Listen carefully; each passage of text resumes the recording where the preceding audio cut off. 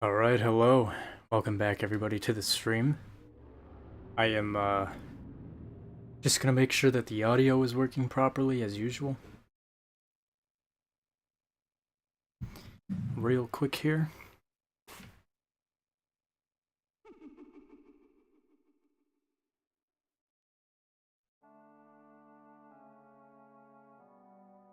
It's kinda sounding okay, I think.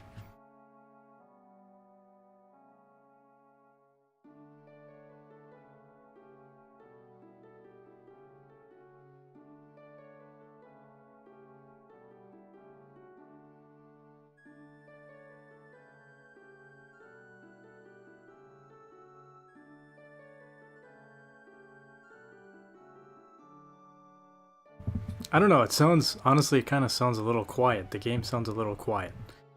Let me just look into this a little bit more.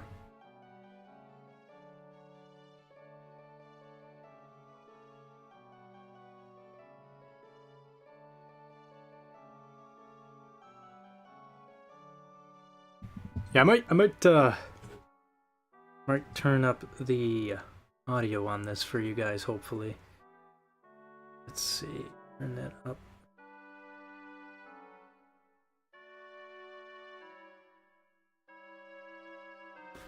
14.7. Okay, that's a little too...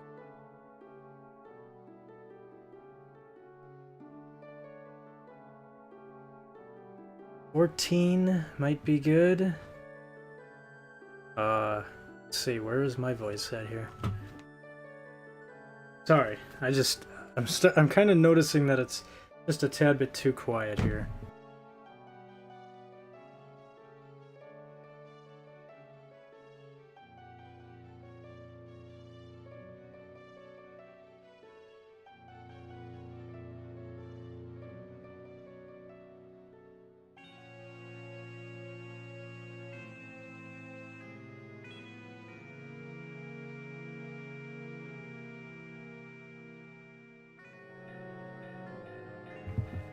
Alright, that should be good, hopefully.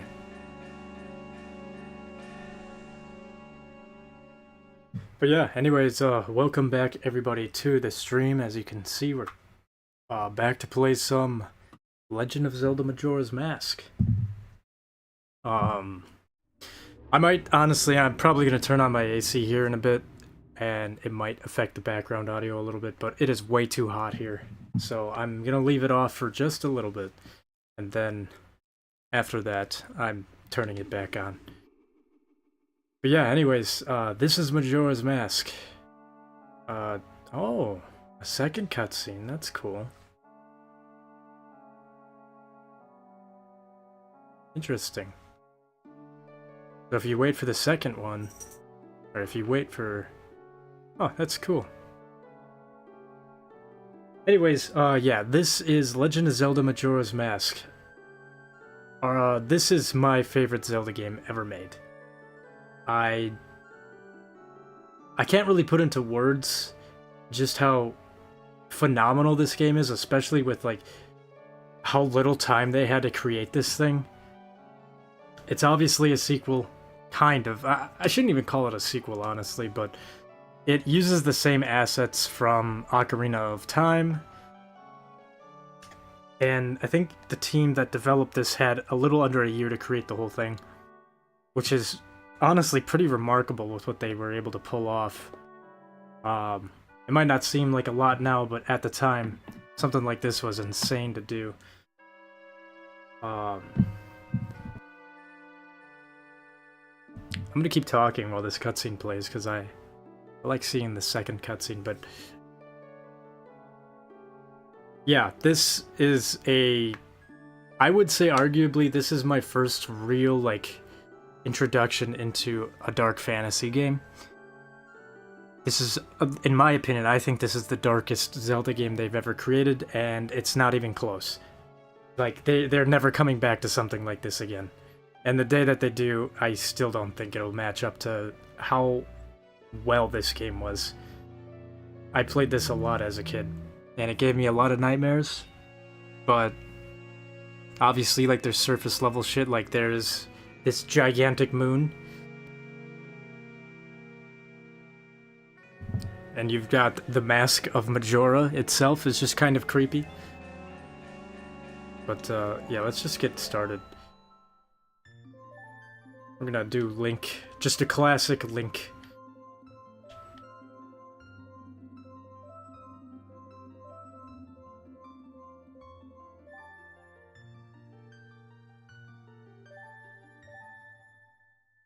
But yeah, this game has a lot of very, like, in-your-face type of stuff that's kind of creepy. But it has a lot of underlying themes that are just... Some of them went over my head as a kid, but it is a very, like, you can definitely pick up what they're trying to put down with this game. In a lot of instances. It's just a very dreadful game, for the most part. You have a lot of anxiety playing it. That's a reason why a lot of people don't like this game, with the whole time mechanic. But everything that they did with this game was phenomenal, and really pulled me in as a kid.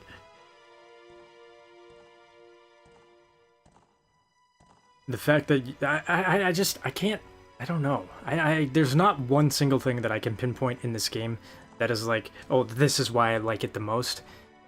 Everything from the fact that you get different masks to play around with, to possibly, like, potentially transform into, to, you know, the setting that this game is in, the atmosphere, the NPCs, they're all on different set schedules. Like, different things happen at different times in this game, depending on when you decide to go and interact with NPCs.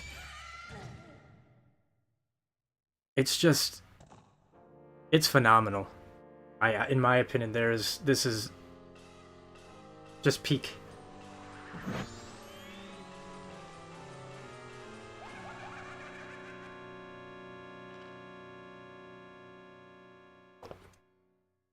There just has not been a Zelda game that has really come close to the feeling that I've had playing this game.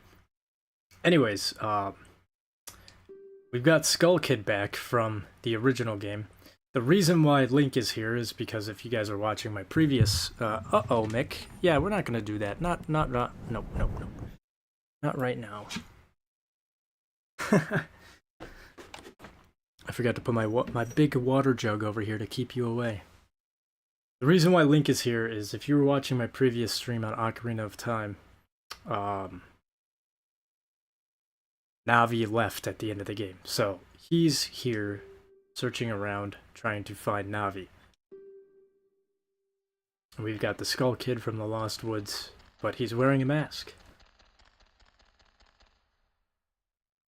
I am starting this a little early. Normally I'm streaming around like 10 or 11, so unfortunately some of my audience will be missing out on this, but that is why I re-uploaded as a video. You want to go out again, Mick? I just let you out of the room.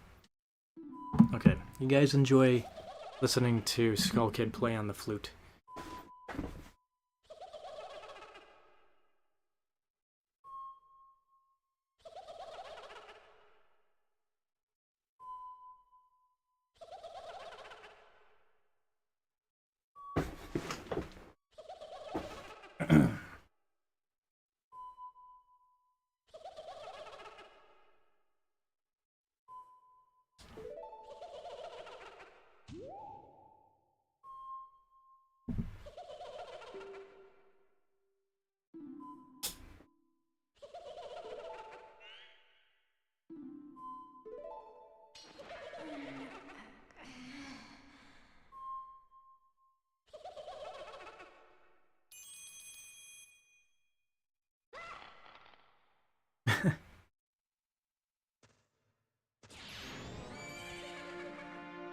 Also, I like the graphics too. Like, obviously they're the same or similar to Ocarina of Time, but everything that they did right in that game, they just kind of worked on even more in this game.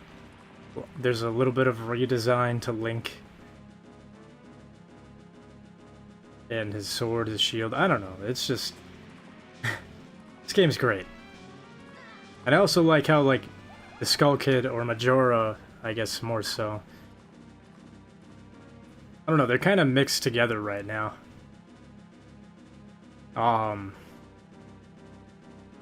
He's kind of got this little playful attitude, and as the days progress, and as the game progresses, Majora, or Skull Kid, or whatever you really want to call it, kind of progresses from being this playful, like, just kind of fucking with you type of thing going on to more demonic. Is also really, I don't know, again, I'm gonna glaze the hell out of this game, so if there's a lot of people that watch this that are like, you know, you dislike Majora's Mask, unfortunately, I cannot relate. This is my favorite Zelda game. Anyways, we got a chat on YouTube, it looks like, from Fatal Waffle. Hi, I just subscribed to you. Thank you for the subscribe, man. I really appreciate it. Welcome in.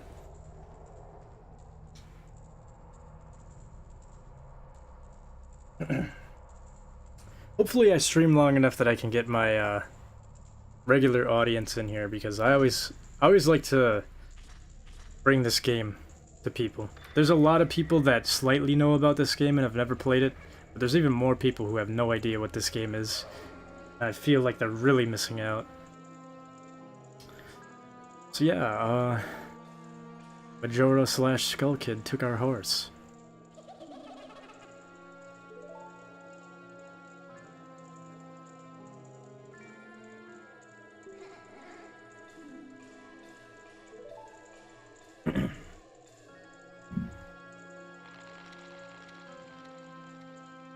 Sonic got his own version of Majora's Mask called Sonic Forces.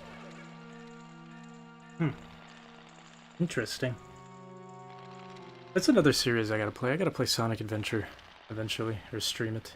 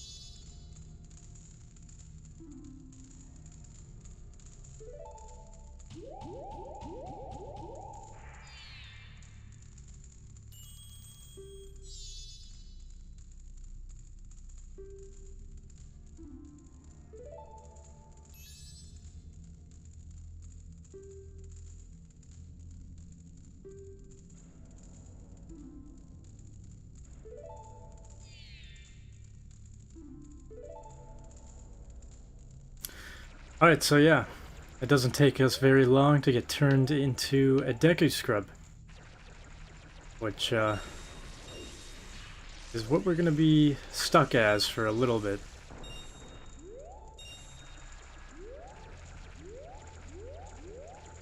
Gosh, I don't know. I don't even know where to begin with this game. I'm glad to be playing it, though. I figured I had to play this game. I'm playing Dark Souls games, and, you know, I just got done playing Ocarina of Time, so...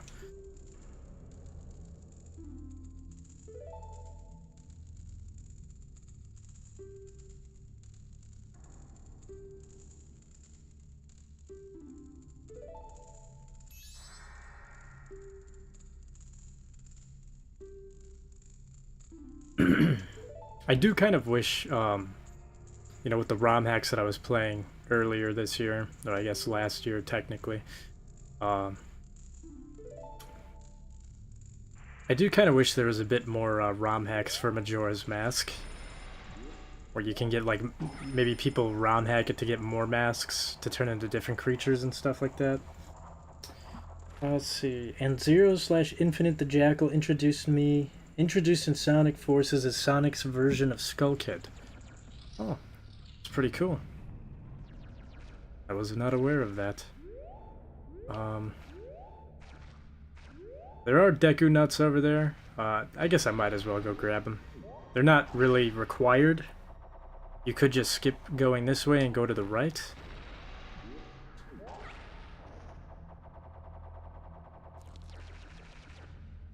I think it's Deku Nuts if I remember. Or Deku Nuts, whatever they're pronounced. Yeah.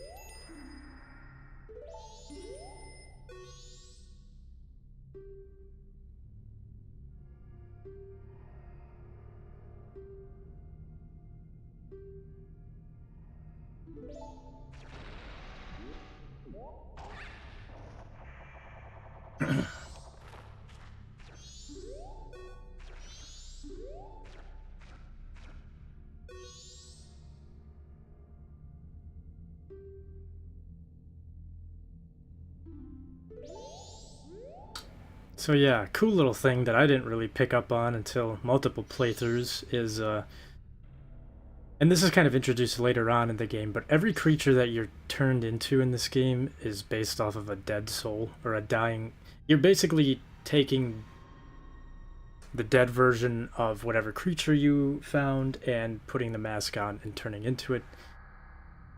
And you're essentially, like, becoming them somewhat. You're still Link, but you're also turned into the creature that died. This is a creature that died. I didn't really realize this until, like I said, a couple playthroughs in, but yeah. Essentially, Skull Kid just killed this creature, or maybe it's been dead for an unknown amount of time before you arrived here, but it died somewhere, sometime, and you got turned into it. And we will meet somebody later on that kind of references how they had a son. And that is his son. Also, similar to Ocarina of Time, we got that winding hallway.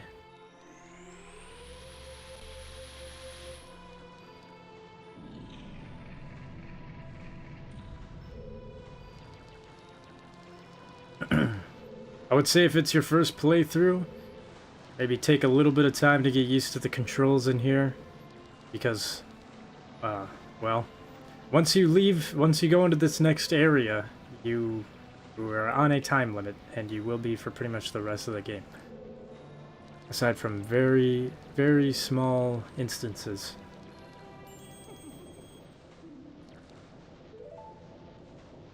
And there he is. We got the Happy Mask Salesman from Ocarina of Time. I've seen someone 100% this game taking no damage. I could believe it. I've seen some pretty crazy playthroughs of, like, Dark Souls and Zelda games. I could 100% believe that. I own the Happy Mask shop. I didn't really mess around with this guy too much in my stream of Ocarina of Time a few days ago, but his side quests in that game are pretty fun. This guy's also really fucking creepy.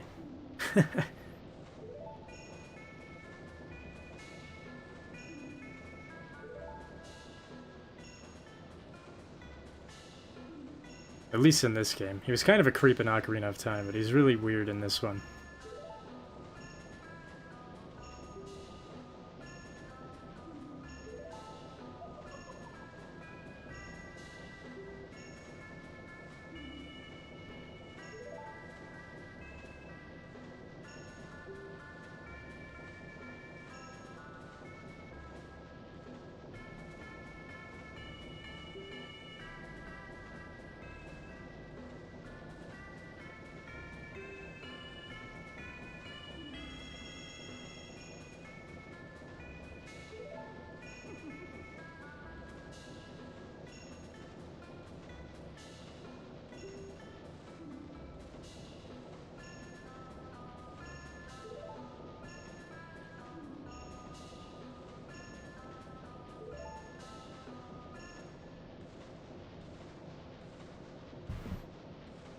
So yeah. Pretty much the only goal you have right now to go on is what he just said, and there you go, dawn of the first day, 72 hours remain. This is essentially, yeah, this is pretty much the start. This is where the time starts ticking down.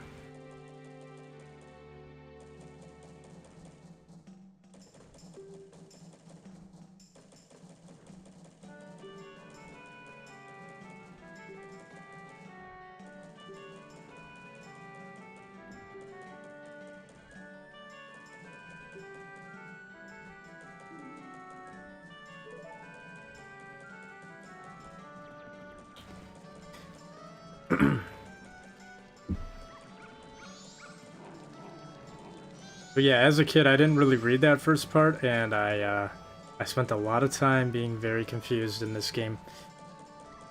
Here's an example right here of a NPC that, you know, uses the time. It's based on the clock. He can be in a completely different area depending on the time.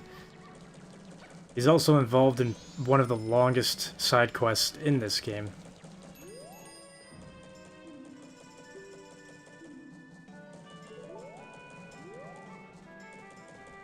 Also, you cannot leave this area for right now.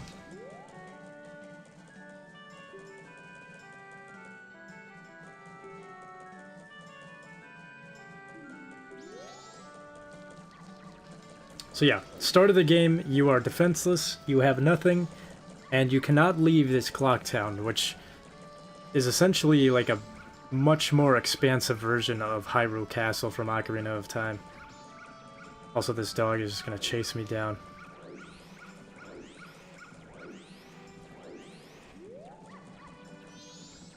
There is kind of a glitch, though. I'm not, like, again, I'm not gonna do glitches. I've done it once, though, but you can, like, do this sort of backflip. I don't even remember how it's done. Oh my god, I just did it. Okay, not gonna continue doing that. But, yeah, that is essentially how you skip everything that we're about to do. If you wanted to do that, I would recommend not doing it. Kind of ruins the first fun of the couple-day cycle. But, let me try... I can't believe I did that quickly. Let me try that one more time. Okay, now I'm not going to do it. Just because I had that beginner's luck, it won't let me get it any other try, I bet.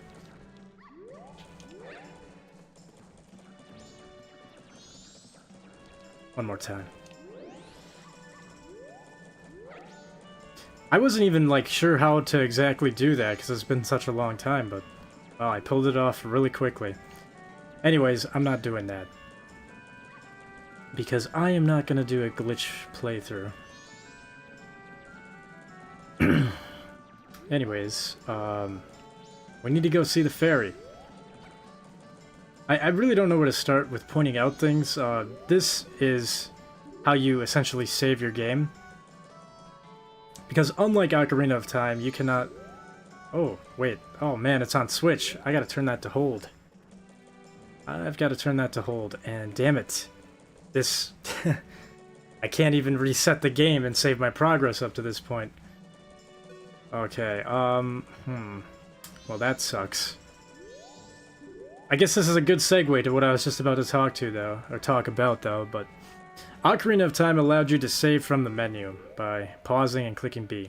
This game does not allow you to do that because it defeats the purpose of the cycle and all that. In order for you to save, you have to use these owl statues. You can only do that if you hit it with a sword, which we do not have a sword. So essentially you have 3 days from now to figure out how to return back to your normal self. It's not too tricky once you know what to do. But if you fail that, you will lose all your progress and you will start at the beginning once again. Anyways. Have you seen the 4th day glitch? Yeah, I have. I've done that before as a kid on accident. And I found out about it by just getting out of, like, I don't know, as a kid I like to, once I would beat games like this, I would try to find little glitches and stuff in them. And I found that fourth day glitch honestly pretty easily. But it blew my mind when I found out about it. I was like, whoa, what did I just do? But yeah, the fourth day glitch is essentially, I'll kind of show it off to you guys, because in order for you to do it, you would have to do the exact same things that we're doing right now anyways. But essentially the fourth day glitch allows you to get a fourth day indefinitely, which you don't get that by traditional means. There is no fourth day in this game, but the glitch allows you to have you're on day 4, pretty much, and a lot of NPCs are missing, a lot of things, time-based things are gone. It's essentially glitches out the game, but it does allow you to have an infinite amount of time, so if you want to beat like a dungeon or something, you'll be able to do that. Most side quests, though, will not be available. I'm also trying to take my time with this because, as of right now, we don't have a way to manipulate time. So, if I do everything really quickly, I'm going to be just sitting around, and that's kind of boring. So yeah. Great fairies in pieces, we gotta go find more fairies. Put her back together again. But yeah, on the topic of fourth day glitch, it was kind of cool. They actually wanted to, I think in the original development for this game, they wanted to have a entire week. But there was 2 reasons why they went with only 3 days. One is because I think just of how expansive that would have been, and how taxing that would have been on the Nintendo 64 system. But I'm sure they could have made it work. The other reason, though, is just due to time constraints. They had only like a year to make this game, which is a pretty short time, honestly. Let's see if I can get in here quickly.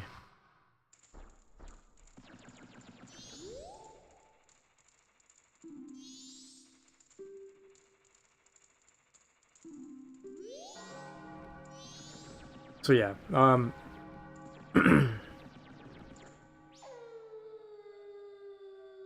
right now we're kind of,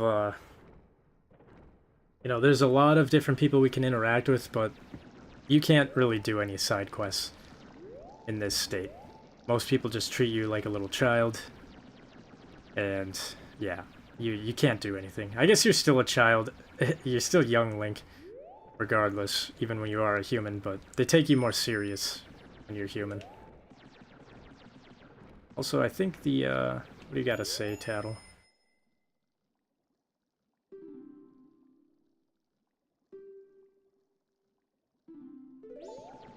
Hopefully I can do this before it closes.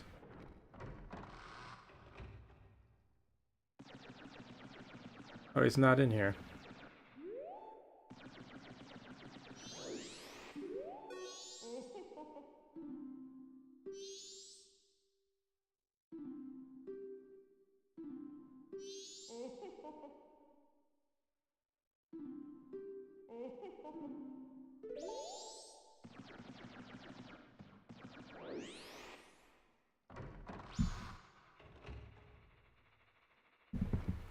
How much time would they have needed for it to be 7 days?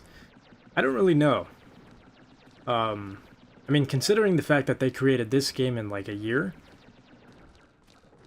I'm assuming that they could have made it work, but they probably would have needed maybe another couple months, possibly, to get it working properly, but I don't know, there's a lot. There is so much... Yeah, they're kicking me out, of course. There's so much, like, about this game. So much with the development. It's really amazing how they were able to pull it off.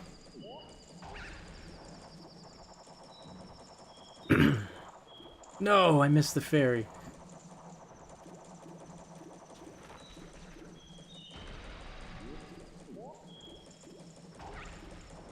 The one thing, too, I feel like people might not like this game for... Oh! Come on, let me grab it. There we go.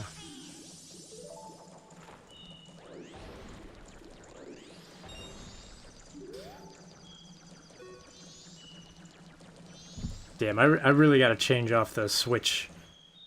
I want it to be a hold, not a just a click a button and I'm locked on forever. I want it to be a held, but I can only change that in the game options. Which of course, I'm not gonna do that until I can save.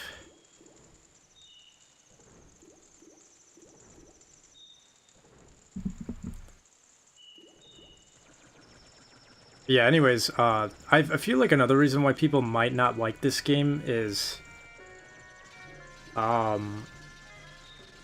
if you're strictly only playing this game to just, like, I just want to get the mandatory stuff done, I don't want to do any side quests, then the game can be relatively short for you, and kind of bare bones, honestly. I feel like if you go into this game and you don't do any of the side quests, you're not trying to collect really any masks that aren't mandatory, you're really missing out.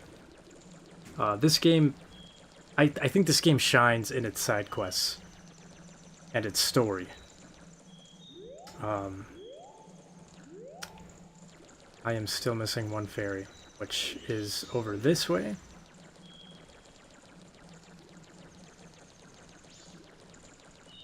I love both the Nintendo 64 and 3DS versions, but the 3DS version is better in my opinion.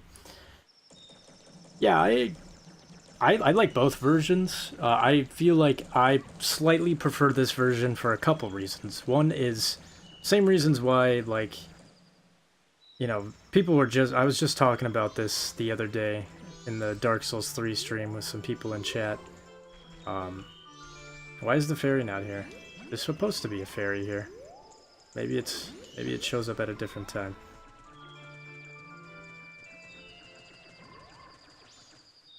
But yeah, same reasons. In the 3DS remake, they changed the graphics, obviously, and they objectively look better, they look smoother, they look more high quality, but they also look a little less gritty, I guess, if that makes sense. Like, this game looks dark, it looks gritty, and it looks, you know, it looks like a Nintendo 64 game. Whereas the 3DS looks like a 3DS game. The graphics are a lot better, it's not as gritty, blah blah blah. There's also the fact that they did some really strange changes in the 3DS remake compared to, like, Ocarina of Time. Ocarina of Time, I don't think really had any changes. Or if they did, they were very minute. Whereas this one is... in the 3DS remake, it kind of changes the entirety of most of the boss fights. Which, you know, it's for better or for worse, I don't know. It's kind of up to each player of how they feel about it. I personally... I mean, I didn't mind it that much when I was playing the 3DS remake, but I definitely noticed that the bosses were changed. And it felt a little strange. But also, it did feel like, I don't know, it's hard to say. It turned the boss fights more into, like, puzzle-based fights, where you have to figure something out, and then all of a sudden, boom, a giant, like, red eyeball is revealed, and you can hit that eyeball to damage the boss. And then it kind of changed, like, the final, the second to last boss into a, I would say, like, the fourth main boss. Kind of turned it into, like, a mini-game. It was interesting, though. But I think I still do slightly prefer the 3DS, or the Nintendo 64 over the 3DS. But, I you know, while I am saying some of the things that some people consider to be flaws of the 3DS remake, one thing I will say is they really, for those of you who were kind of... I don't know, there's a lot of people who did not like the whole time-based stuff in here. Some people thought it was a little tedious. The 3DS remake fixes the amount of, I don't know, tedium that you gotta deal with when it comes to the clock and the time-based system. Anyways, we got magic now, so now we can shoot a bubble. So, what we are going to go do is, of course, we're going to shoot the bubble.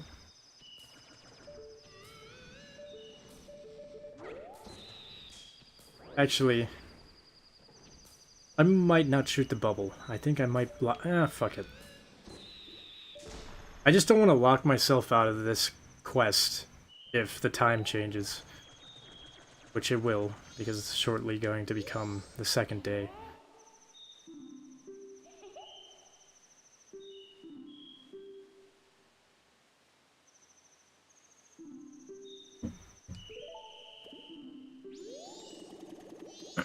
Also, another thing about the 3DS remake is what I'm about to do is get a Bomber's Notebook. Well, I guess I won't get it yet, but I will eventually.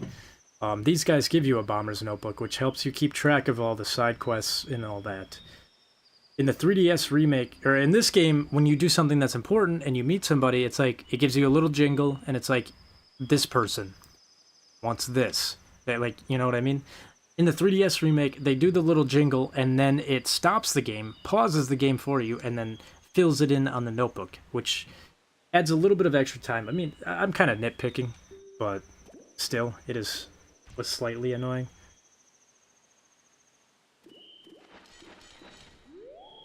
Okay, we got this guy over here. There should be another one in the corner over here.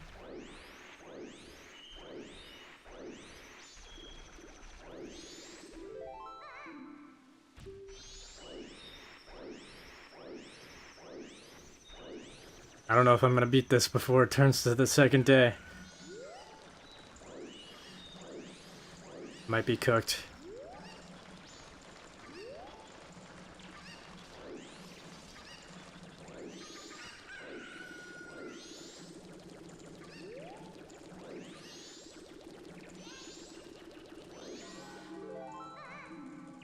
Two left.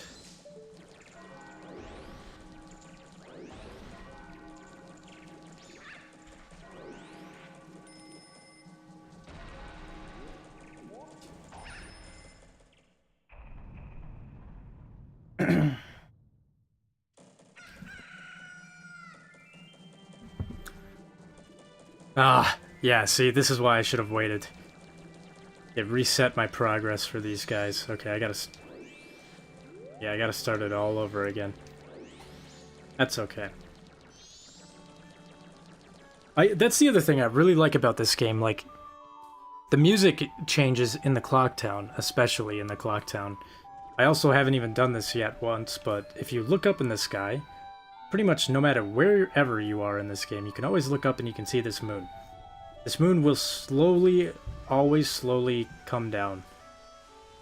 But the Clock Town, dude, it's just so awesome. Like, there's literally this build-up through each day of, like, first day it's kind of slower pace, okay. Second day it's like, you know, the music is a little bit faster. It's a little bit more, you know, jumpy. And by the third day, it's like got this almost, like, I don't know, this dreadful hum to it. And then by the final hour of the last day, the music's just like, it's so apocalyptic, man. I love it. Anyways, oh, we got Mimo in the chat. Welcome in, Mimo. Welcome in. I can only speak for myself, but I played Majora's Mask on the Nintendo 64, GameCube, and 3DS, and I personally like the Nintendo 64 best, because that's the classic, in my opinion, much better than the 3DS version. You should write down the code so you don't forget it. I will say, yes, that is something I learned, well, I probably won't forget, but as a kid, I did this whole quest, and then I forgot what the number was, and then I was, like, trying to figure it out, and I'm like, dude, I don't remember what it was. And I had to sit there and watch everybody die, because I couldn't remember the fucking code. So then, anytime after that, when I played this game, I would always write it down on this little whiteboard, because I would play this on my family's computer. It was, I don't think I ever had a physical copy of Majora's Mask, not until recently for the Nintendo 64. But, yeah, there's this little whiteboard, and I would always use it every time I played a new game of Majora's Mask. That was up until I got the GameCube version. But, yeah. OOT 3DS was nice, though, because at least it added in New Game Plus, in a sense. Majora's Mask added nothing, and yeah, those eyeball BS was unnecessary. As to the 3 days, I loved it. Yeah, I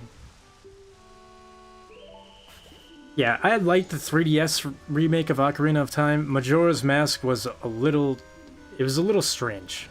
I'm not gonna lie. Granted, though, I will say that if that's the only way you can play it, you should still go for it. You might not get the original experience, but you're still gonna get most of the same experience. I don't know why I popped that again. Alright.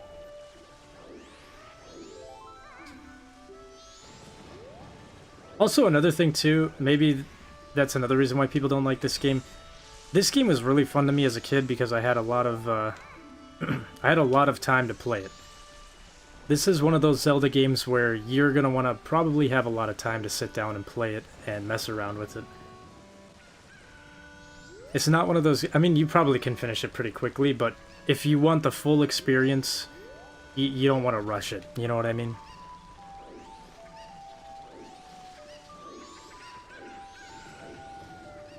Oh, I wish this kid would just hop in a box. There we go. Now I can get him. There we go. Makes it easy. Alright, there should be one above me. On the roof of the Stockpot Inn.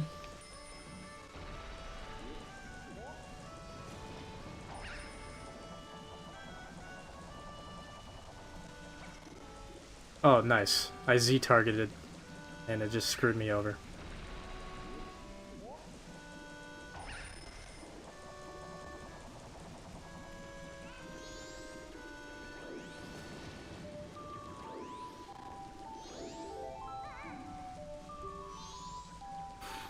I don't know, this game feels very alive, very lively. Compared to any other Zelda game, this one feels like... I don't know.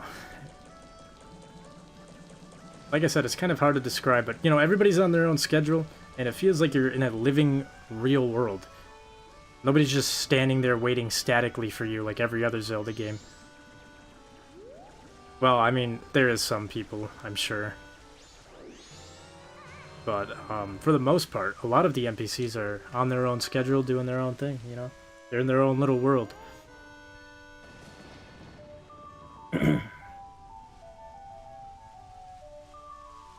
There's a way to get to the clock tower without the Deku flower as Deku...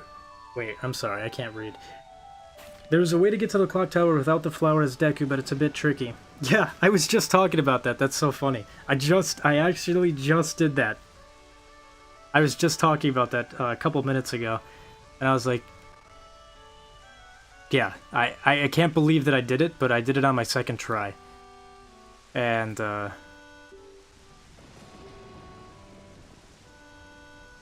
yeah, I refuse to use that method, though, because I want to play this authentically without glitches, but I did show it off. Surprisingly, I was able to pull it off, and you know, it's been years since I've done that glitch, but there's another really cool glitch in this game that allows you to play as fierce deity outside of bosses.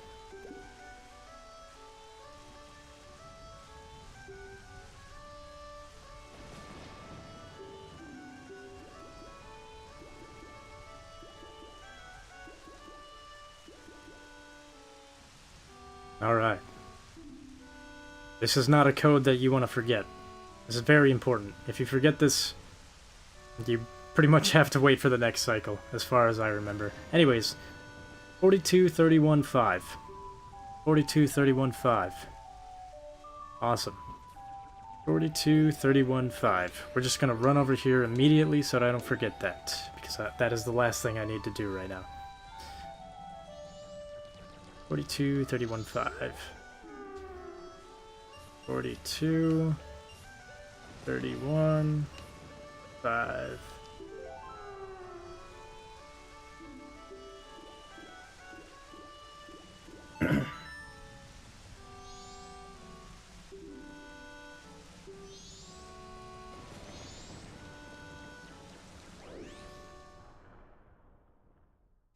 Especially with retro achievements, 6-day challenge was fun. Beating the game in the first cycle, you become Link again. And getting Epona was a bitch. It took me nearly 6 hours to get it done. Small room for error. Also, 72 hours make a lot more sense than, say, 7 days. Yeah, that's another thing. I was kind of mentioning how they were planning to do 1 week cycle in the original, while they were developing this game, but honestly, 3 days I feel like is plenty. It's quite fitting. And it's, you know, I feel like a week would be a little too much. You'd be having to keep track of so much stuff. So, well, you know, it's a bummer that they couldn't do the 1 week cycle. I am perfectly content with 3 days.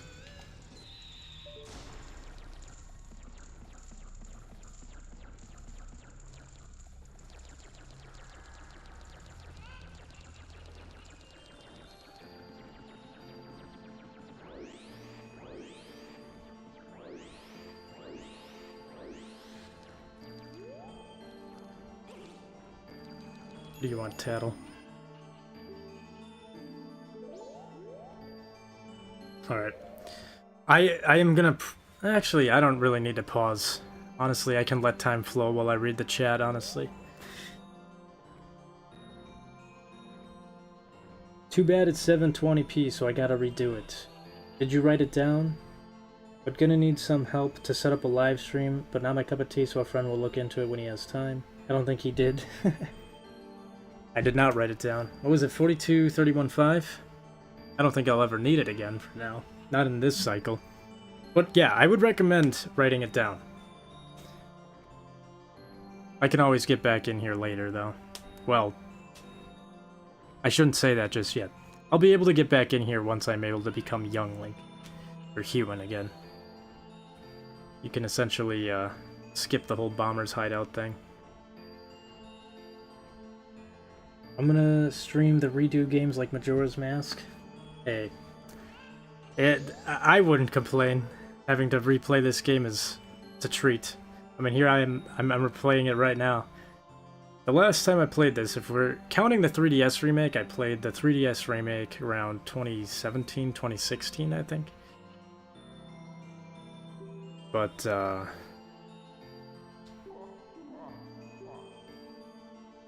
last time I played the original Majora's Mask, if we're not counting the OOT and MM randomizer I did like 10 months ago,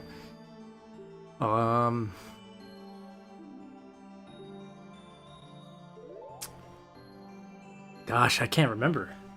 Probably like 2014, maybe? 2013? It's been a minute, that's for sure.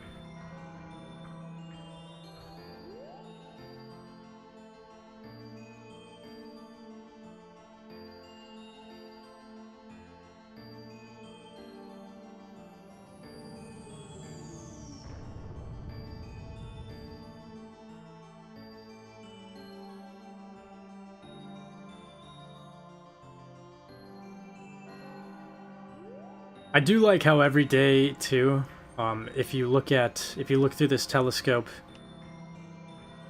Skull Kid is always doing something different. The first 2 days he's kind of just messing around with you, but on the 3rd day he's like twitching. It's just really messed up. I don't know, it's cool. I just I'm gonna glaze this game, that's for sure. There's the moon. This is also when we're talking about the hell is that? When there's people talking about the 4th day glitch, this is how you pull it off. In order to do it, you have to wait to literally the last second before the world is going to end, and you're going to quit out. Pretty much, I mean, my first attempt I ever tried doing it, I think was on... Yeah, it was on this, like, well, not this one, but I was emulating the game, and I pulled it off as a kid on my first try, but there are times where where I've messed up, so you have to be very, very attentive. And it also helps too if you play the Song of Time backwards, I believe, because it will slow down the time and you can really time it out. You essentially want to quit out at the last millisecond. And if you do it right, you'll back out and it'll be the 4th day. And there will be no time for you to worry about anymore. But it also kind of does bug out the game quite a bit, so... It's only really useful if you're trying to do a dungeon or something and you don't want... You know, you don't want to have to worry about it.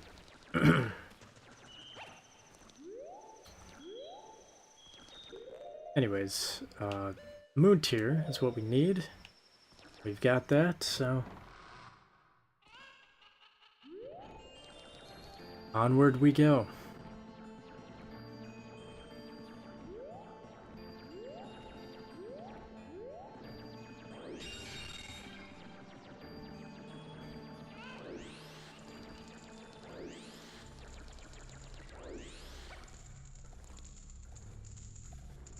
$42.31.5. Okay, thank you. Write it down, Chad, write it down. What if there is a real-life gemstone or shiny stone called the Moon's Tear, just like the one in this game? I mean, I guess there is a lot of gems out there. I'm sure there's somebody who has made the Moon's Tear out of some sort of gemstone out there and is selling it on Etsy or something. Welcome in, Tree Man Truman. Where is Mick?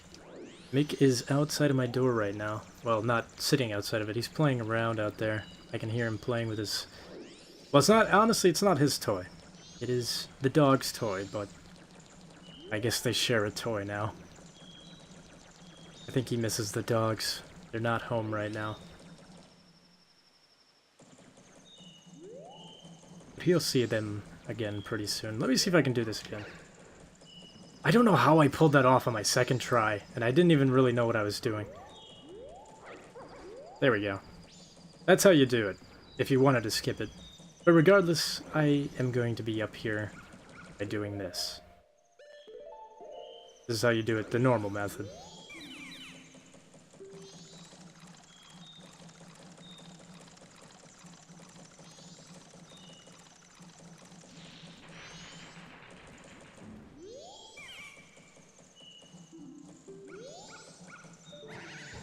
I hate this dog. Anyways, give him the Moon's Tear.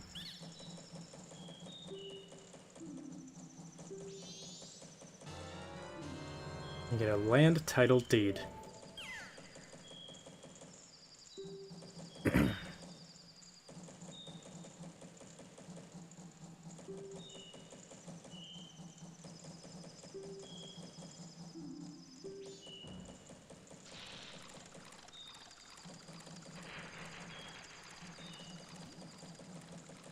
So essentially what this does is give us the opportunity to get our ocarina back. It also, I mean, we won't really be able to do it in this cycle, but this gives us the land title deed, which is another side quest, little quest line that you can play around with later.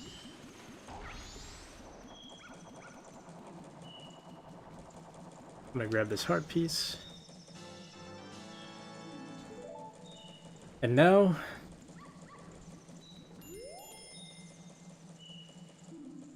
yeah, there's not much we can do right now. Once you've gotten to this part, though, you're essentially set and ready. So if you've done all this, I would say just go and explore Clocktown for a bit. Alternatively, you can speed up time. Well, we can't do it with our ocarina right now, but there's a scarecrow, which I will probably use in just a second. But the one thing I want to do is put my money in the bank.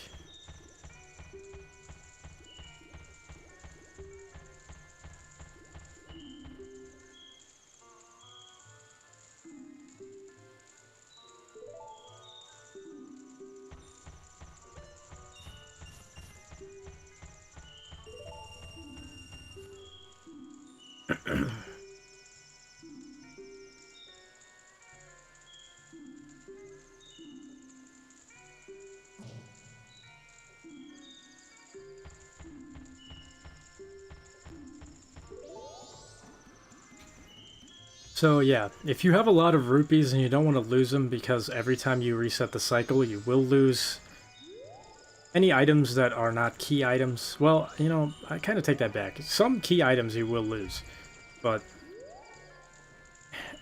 I don't really know how to describe it. You lose items that, like, okay, for example, my masks, which I don't have any, but if I had them I will not lose those. Something like a bow and arrow, or an item like that, I will not lose those. But, Oh, I will lose all the arrows for my bow. I will lose all the Deku nuts for my nuts. Bombs, I'll lose all those. Etc, etc. Same thing with rupees. If you have a lot of rupees, just go and deposit them in the bank because for whatever time paradox reason, they save in the bank. So that's cool stuff. Anyways, I want to skip time. This is the only way I think I can do that. Talk to the Scarecrow.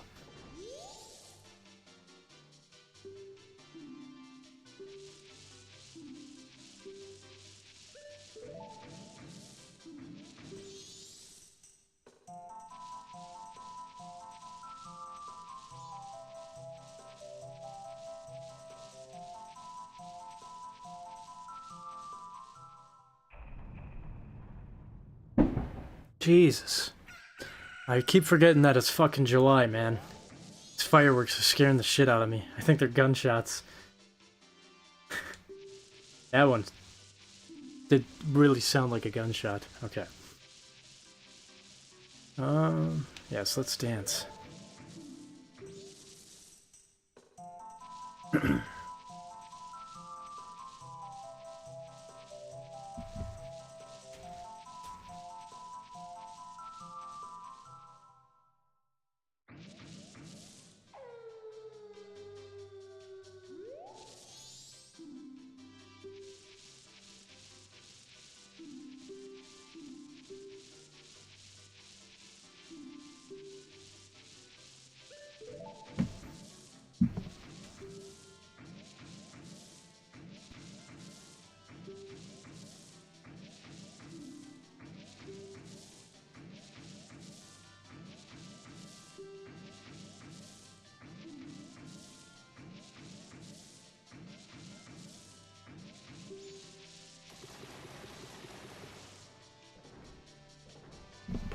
Alright, so yeah, that's that for the Scarecrow. But he does kind of allude to the fact that you can manipulate time yourself once you have the Ocarina of Time. Now we're getting tremors from the moon,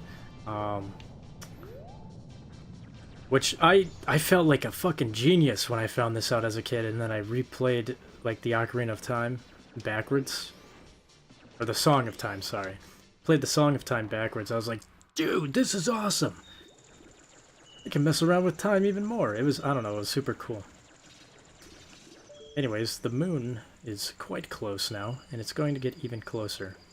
If I can just stand still for a little bit. I don't know. This is probably going to be really hard for you guys to see on stream, but this moon is moving ever so slowly. Closer and closer. I always thought that was cool. It's not that noticeable, unless you're really paying attention, but I don't know, if you were to clip this and speed up what I'm showing you right here, right now, you would 100% see it. Anyways. What else can we do? You can give the title deed to the hand and the toilet paper inside Andrew's Inn. Oh yeah. Would be a good use of that.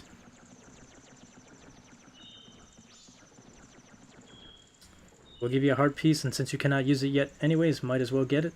He's only there at midnight, though. That's true. And a cool cutscene plays here at midnight, so I'm gonna wait till midnight and then try to give it to this hand.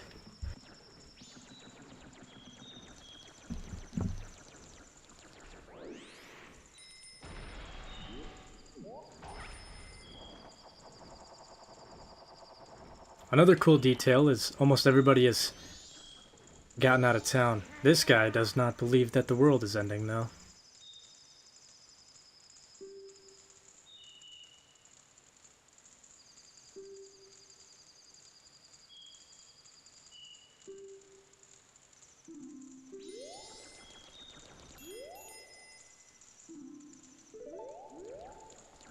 Another cool detail is these guards staring at this moon and, like, panicking.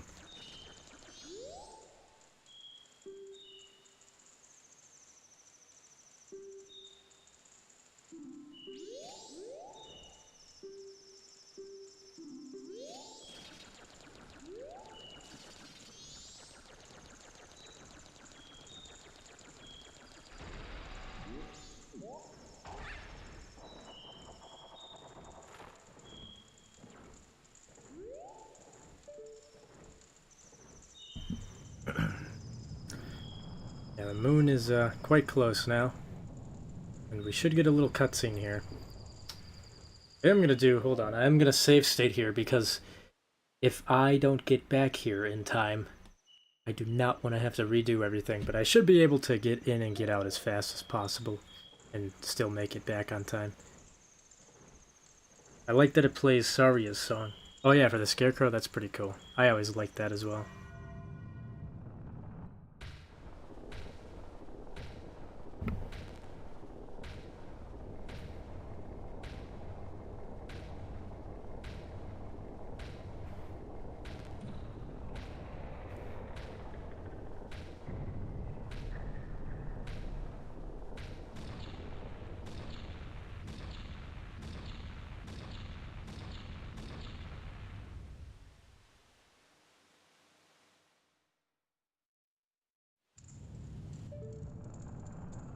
So yeah, Moon is dangerously close to touching that tower. I have 5 minutes to pull this off before everything goes to shit.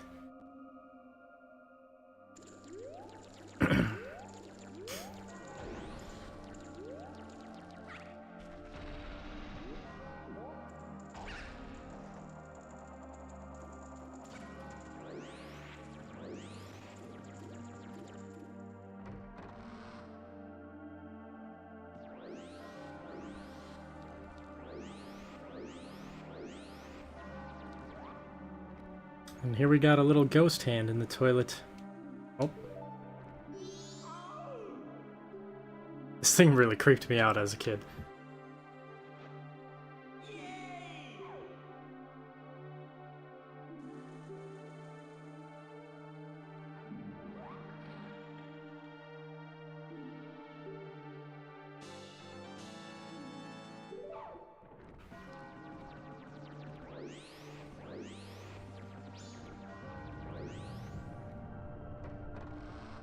No, the hand is like paper, please. Oh yeah, I knew what you were talking about right away. It's kind of cool that hand is based off of a popular Japanese horror story, or horror myth, or whatever you want to call it. I don't know why I'm trying to get up there glitch way. I have this flower. I don't know what I'm thinking. If I could get on the flower, there we go.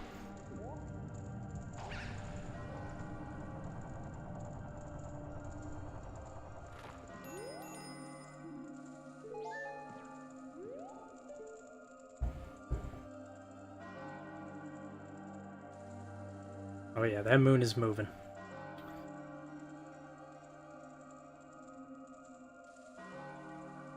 I don't know, this whole segment was so cool to me. Really creepy. Really foreboding, I guess.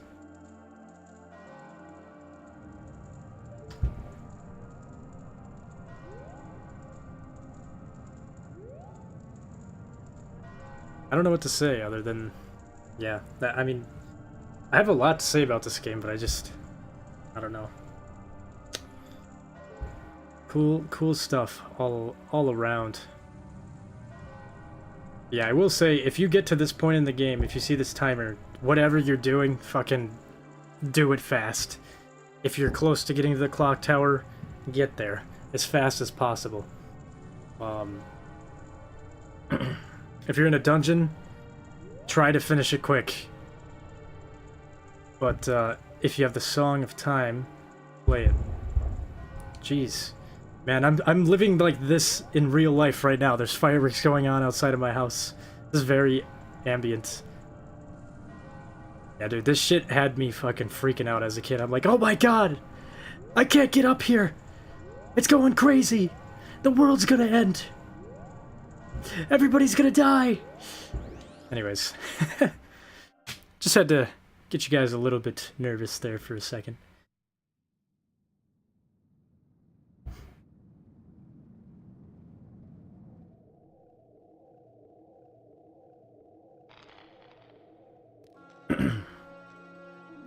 And would you look at that? He's got our ocarina.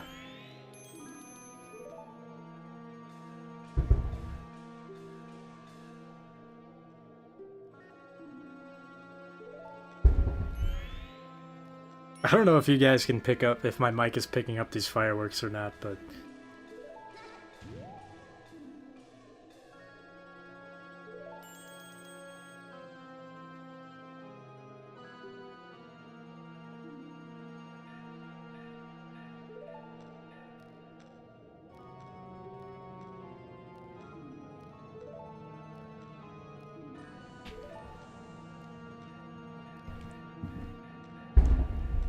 Damn, that was loud.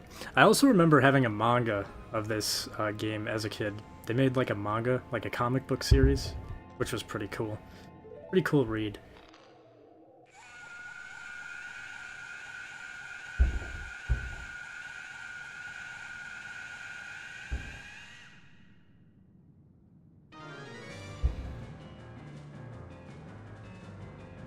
A bit. That one I heard good. Rolling on floor laughing, kaboom. You know, I guess it's fitting. It's fitting for the Carnival of Time that is occurring in Majora's Mask here. It's like I'm living it in, what is that, 5D? 4D? Anyways, just shoot him with a bubble. And then he'll drop your ocarina. The amount of times this ocarina gets tossed around in these two games is crazy, and how it still doesn't break.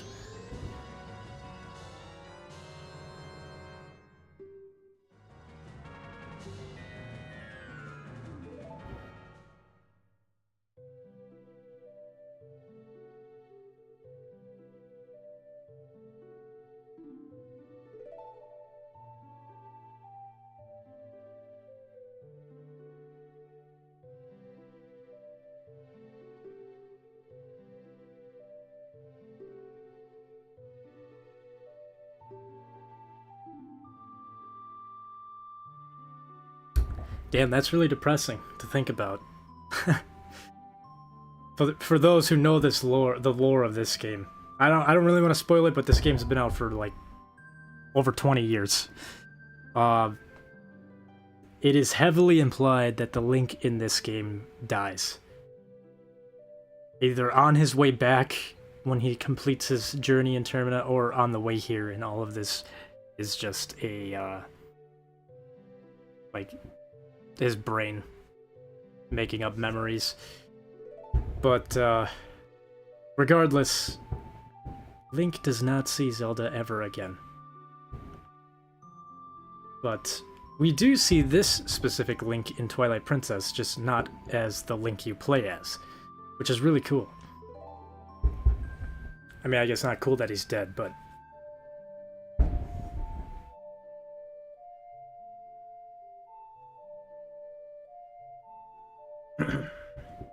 the Ocarina of Time is made of time shift stones. They are not fragile.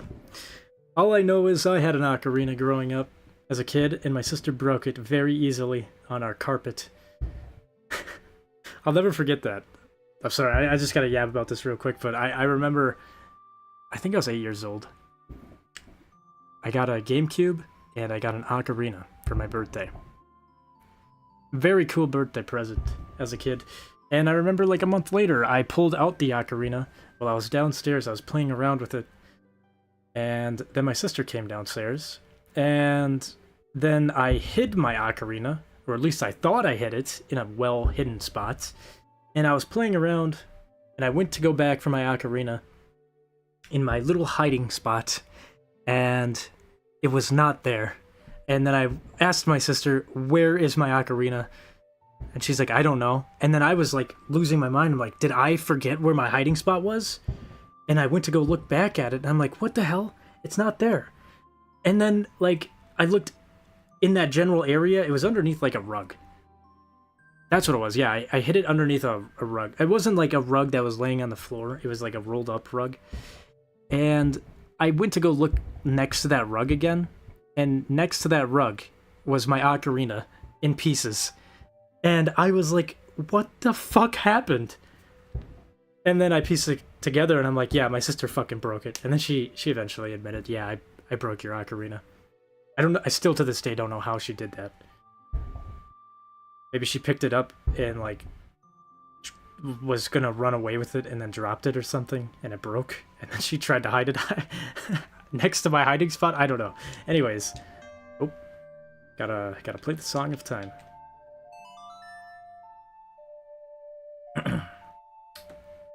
It's always kind of been a joke in our family, or at least between me and my sister, talking about ocarinas. But anyway, since then I've collected quite a few ocarinas. None of them will break. Hopefully none of them ever break again. Got like 5 of them sitting in my desk. Uh, every year I go to a Renaissance festival, I try to pick up an ocarina because the Renaissance festival closest to me usually has a shop where this person sells ocarinas.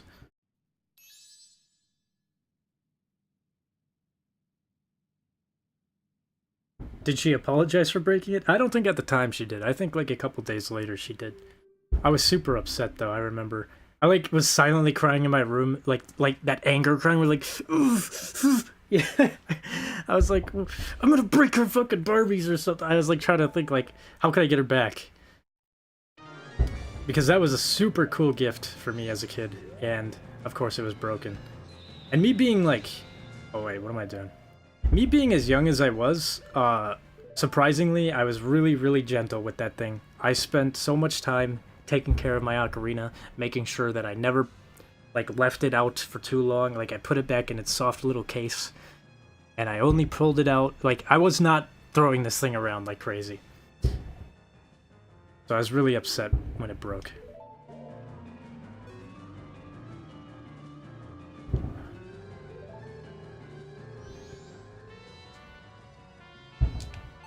Maybe she did apologize for it on the same day. I don't remember. It's been a long time, so my memories on that are kind of hazy. But I do know that she broke it.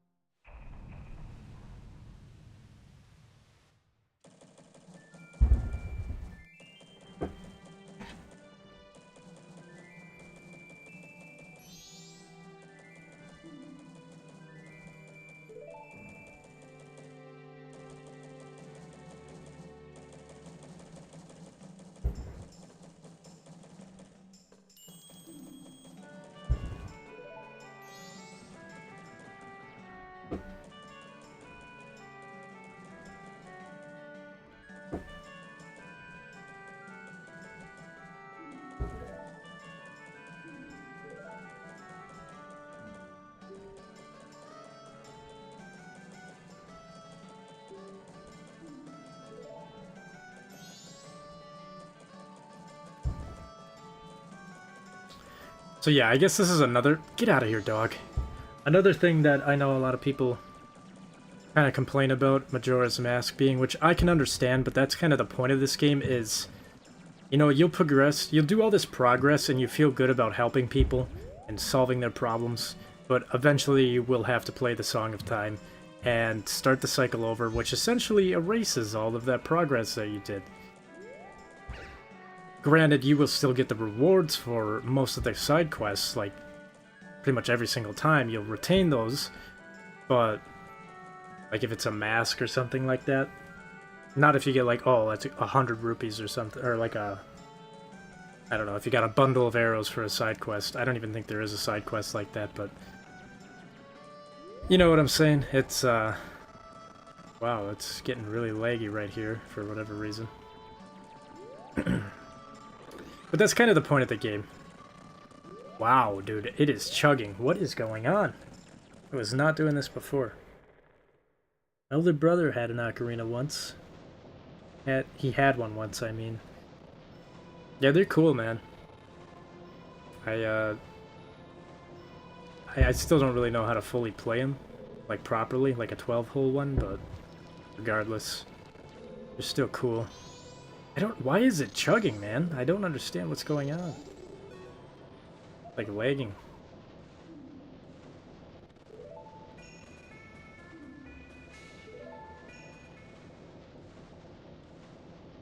Yeah, just pull a piano out of your ass, man. That's cool.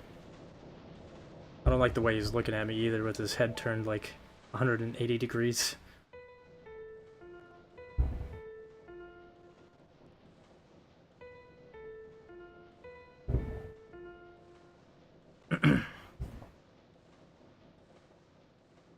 Which one do you use? Project 64 or Parallel? Parallel? I use Project 64, which, you know, isn't terrible, but it's not the greatest either. It also could just be the ROM. There's a chance it could be my CPU as well, but, I mean, this thing runs modern games just fine, but I'm sure with OBS being open, it doesn't help it.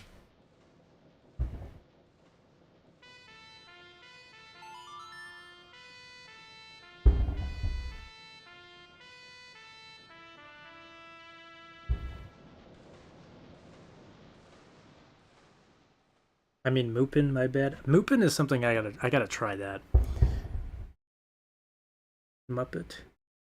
Parallel is a MU core. It could be Project 64, but I've never had too many problems with it. Here and there sometimes, but...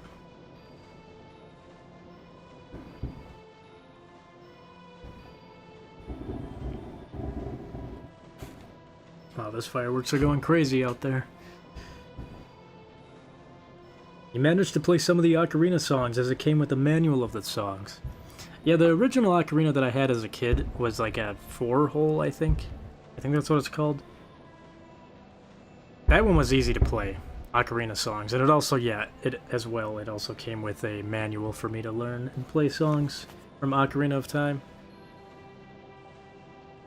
I eventually just kind of played by ear and tried to figure out Majora's Mask songs on it.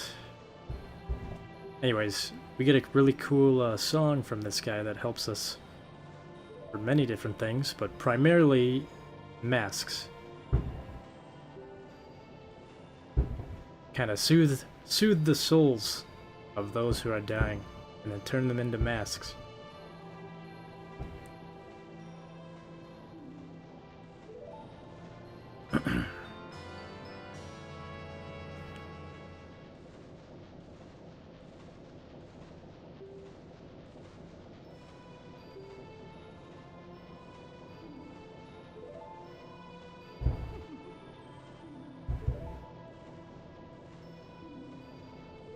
This part is really creepy as well.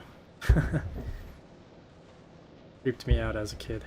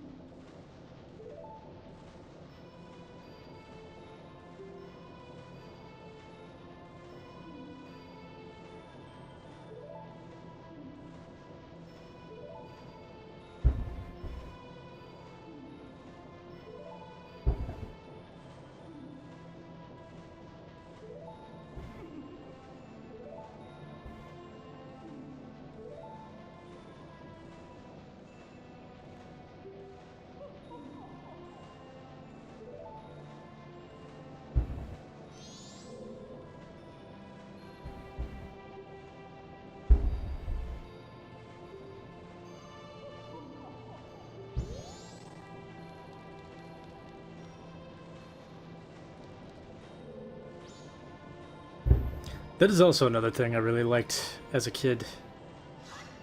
I don't know, I guess this was like where I really started to realize... I mean, as a kid, you know, you don't really think about time as much, but... I don't know how to. Obviously, it didn't. But this game almost like, you know, that shit you feel when like people talk about midlife crisis. I felt that as a kid through this game, but not entirely like to that extent. But like this little simple thing where this guy's talking about, you know, time is not eternal. You got to make the most of your time. That is like a very good theme for this entire game. And then as a kid, I was like, wow, like that's profound, you know? And as a kid, I'm like, you know what? I'm not going to live forever. Like, I don't know, it's like my conscience just decided to grow a little bit more after playing this game. And I'm like, my family's going to die. I'm going to die. I am a kid and I don't know what to do with this information. Like, what do I do as a fucking... What was I, like 8 years old? Maybe 7? Wow, those fireworks are, going fucking crazy out there. Sounding like a battlefield. But you know, like, as a kid, I was just... It was nuts. To have such a... Okay, you know what? Yeah, it looks like they're going crazy with the fireworks. I think I might just mute my mic here for a minute and just play the game.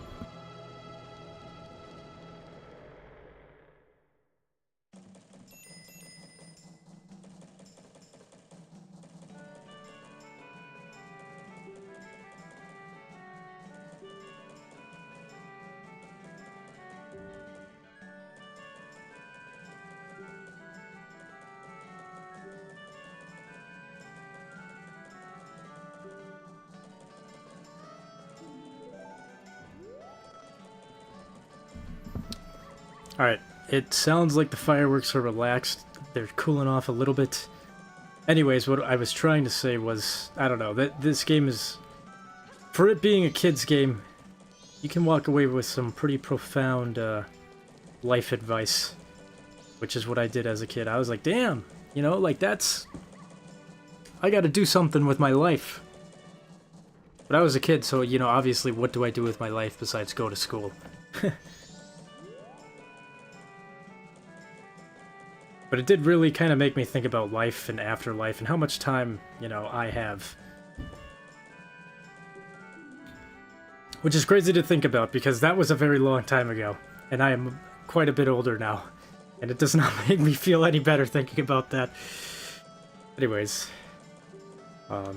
We are now allowed to leave Clock Town. Link in this game did not die. The hero of Twilight is this Link's descendant. He started a family with Milan. That's when Hero of Twilight Link was born. Wait, what? The hero of Twilight is this Link's descendant. Yeah, I don't know. I'm pretty sure in the Hyrule Historia it said this was the one that died. The hero of time is the one that teaches Link in Twilight Princess the attacks and stuff. But then again, it could have just been like a hypothesis in the community and stuff like that, but I don't know. Seems definitely implied. But yeah, we got this cool little cutscene here. Got another chat from Google Dog. Yo, yo, yo. Welcome in, Google Dog. How's it going? Currently playing this on 3DS. That's awesome. It's a good time to be playing Majora's Mask, honestly. It just feels like the right time to play this game. I would like to play the 3DS versions of Ocarina of Time and Majora's Mask eventually. But, I had to start with the classics first, you know?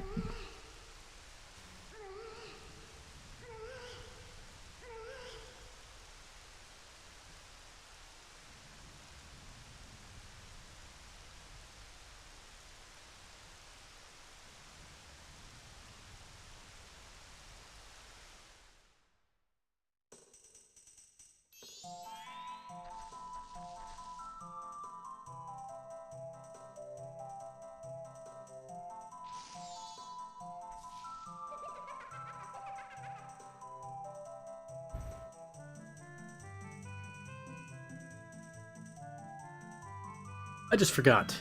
I need to go hit the owl statue in Clocktown. I forgot to do that.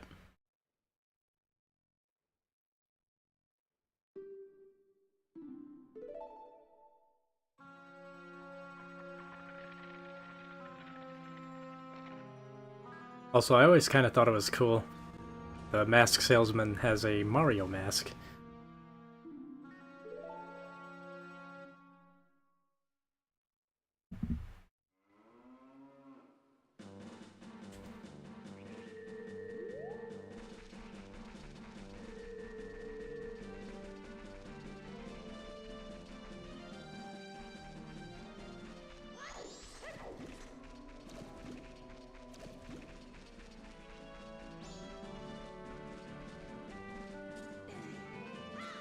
Also, I don't know, as a kid, I enjoyed Termina Field a little bit more than Hyrule Field, just based off of how compact everything was, and how...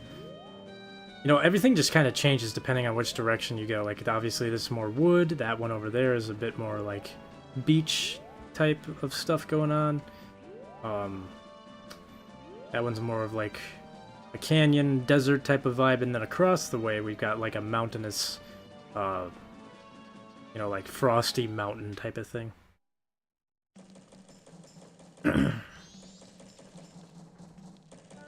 Anyways, I need to go back and attack the owl statue and switch my game settings, because I do not like Z targeting being a switch.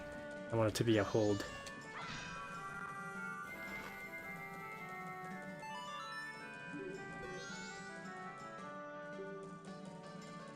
Well, actually I should probably read this again to make sure. No. You can save your progress and quit here. When you reselect your file, my face will appear by your file name.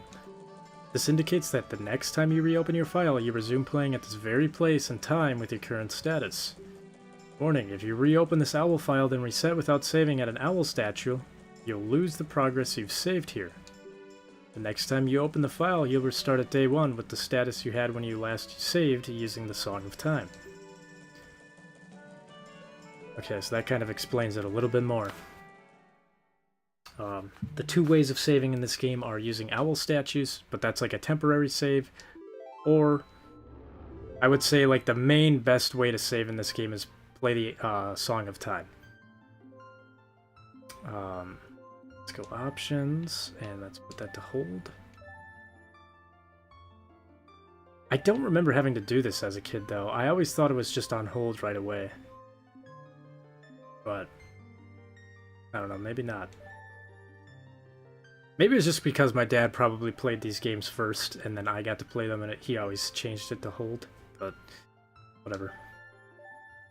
Yeah, there's more to the happy mask salesman than meets the eye, which is also why I think this game is inside the sacred realm of OOT. You know, the 7 years? Link learns Song of Storms from the composer here to then beat Majora to travel back and then play the song to the windmill guy, which will then teach it to adult Link outside of the Matrix, Burma Paradox at its finest. That is a good hypothesis as well.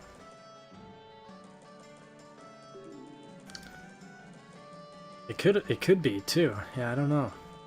I don't know. It's cool how much this game kind of it's very confusing, and it's like, you know, when does this actually occur? Or alternatively, another hypothesis is, does this even really occur at all in this world? Or is this just, you know, something that was dreamt up? Is this just made up? It's never really happened in the Zelda world at all. I don't know, I like all the hypotheses about this. If you wish to interrupt your adventure game again, speak to me, the one that you have marked to prove your encounter. Alright. Now we can go to the Woodfall Temple. Honestly, we can... Yeah, there's, we could really just get lost in this world right now, or we could continue the main quest. So I'm going to try going for the main quest to start, because I do want to... I want to get the Song of Soaring.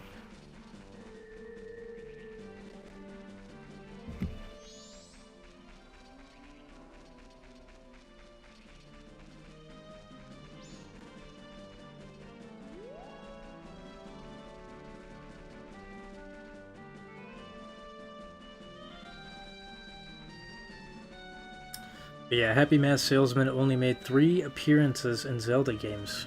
There's a third time he pops up? When is the third one that he shows up in?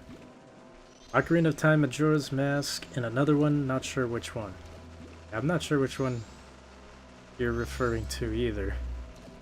He probably does, but maybe it's a very minute, like, small part of the game. An older game?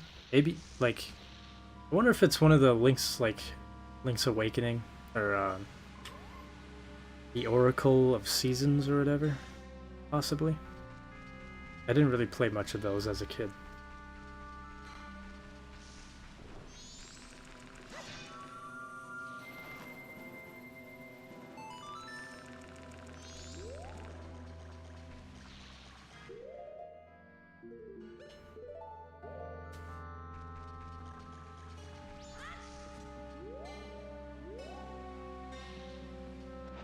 I guess another cool thing... Two cool things. One is, every time Link turns into that, it is just... It really terrified me as a kid. Because it's like, is he in pain? And why is he in pain? I mean, I guess you can kind of hear it. His bones are like cracking into place and stuff, so that does make sense, but... I don't know. Dark game. But the other cool thing about this game was, since I was playing it on an emulator as a kid, I, didn't have to worry about save files as much because I could just save my game manually through the emulator. But there were times where I didn't do that.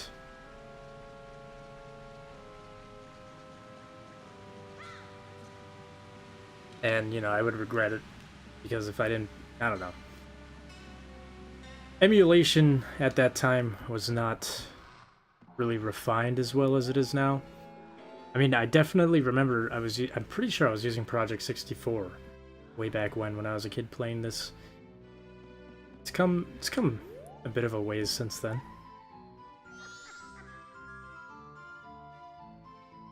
But in either way, all 3 games he has a mysterious aura about him. Yeah, I think it was the Oracle of Season and Ages, which are basically the same game. Anyway, only in Ocarina and Majora does he appear with masks. But yeah, I think the Happy Mask Salesman is the god of the Zelda universe in the flesh. A bit like Gaunter Odin. That would make sense, yeah. He seems like he's got some sort of powers that he just doesn't let on about.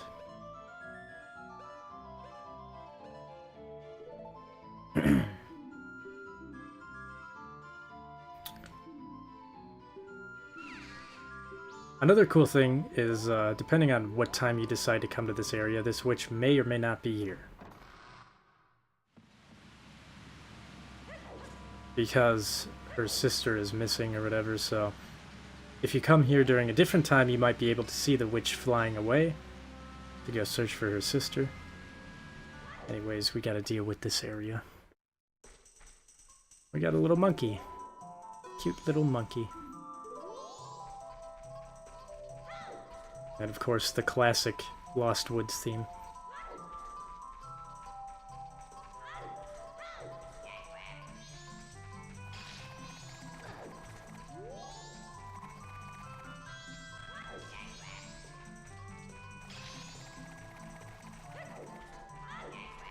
Shit, which way did he go? Okay. I was gonna say, I'm pretty sure it's left.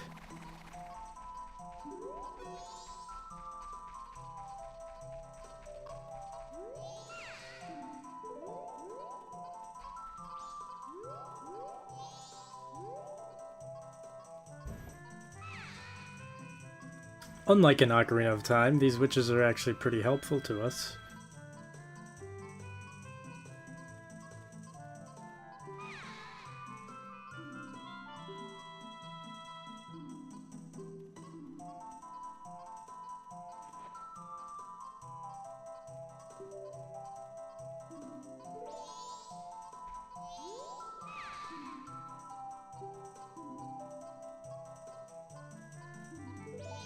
Alright, so, yeah, we can't help her, but what we can do, now that we've found her, we can go tell her sister about how she is injured.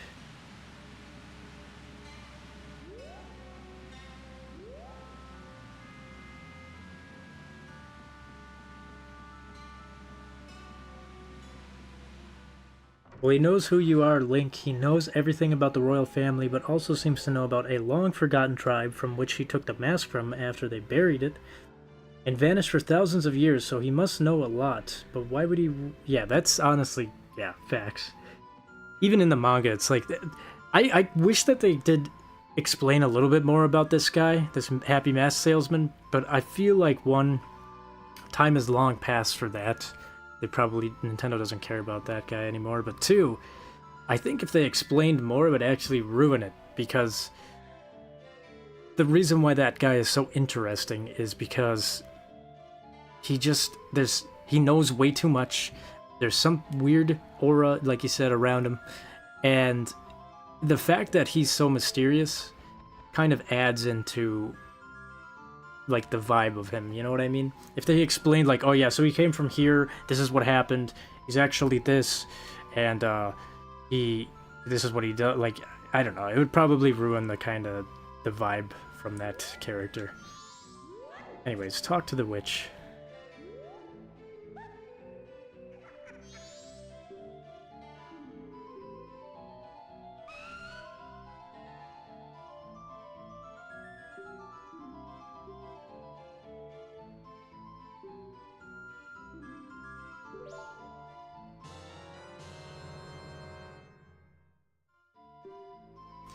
There we go, we got our first bottle. Don't drink this bottle. I think that kind of goes without saying, but... I mean, you can always get this bottle refilled by doing this, and just save it for later, but I don't know, not really worth it. Better to just grab a fairy, in my opinion. But I guess it helps if you really need something to heal with. But at least for this, while you're doing this quest, don't drink the potion. Can I keep up with this monkey if I'm a Deku?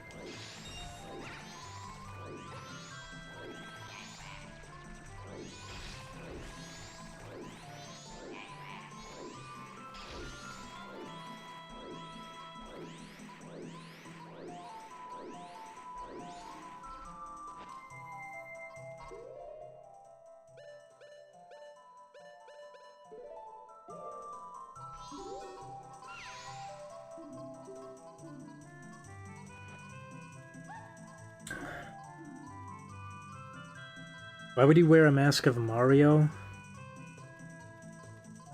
Well, Keaton and the Bremen mask and the Frog mask and the Pig mask are also Nintendo characters, namely Star Fox characters. So why not wield the Mario mask too? Happy Mask Salesman is not just god of the Zelda universe, but god of Nintendo. He was also made in Shigeru Miyamoto's image, smile and all included. I can definitely see that, but it definitely... I don't know, it seems creepier in the game than it does in real life, that's for sure.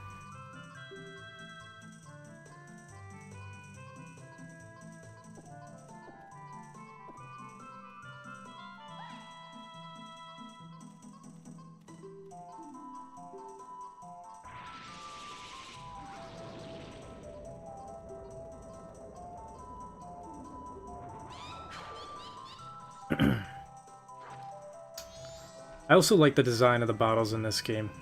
Ocarina of Time's bottles just looked weird to me. Like, they were very, like, pointy and, like, I don't know, triangular, hexagonal, whatever you want to call it. But in this game, they definitely, looks like a bottle.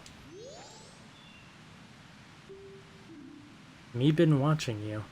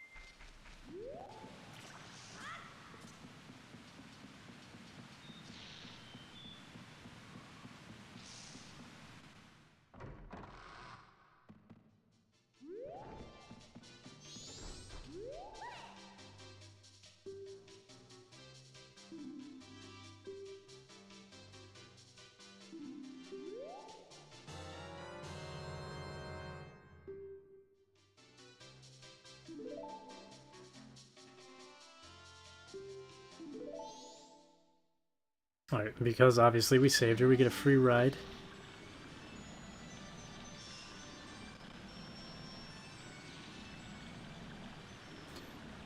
You can take pictures if you like. Give them to the other guy in that place. I don't really care though. I'm just doing this to get further into the area. Look at that moon. Creepy ass moon.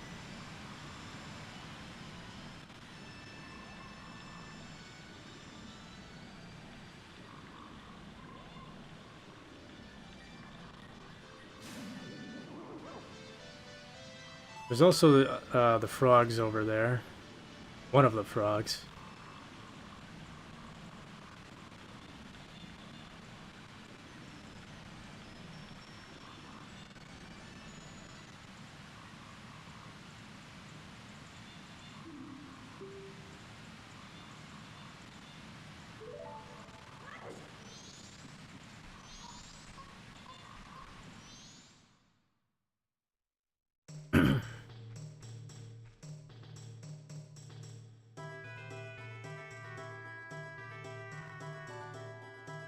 Not a big fan of this place, I'm not gonna lie. The music is awesome though.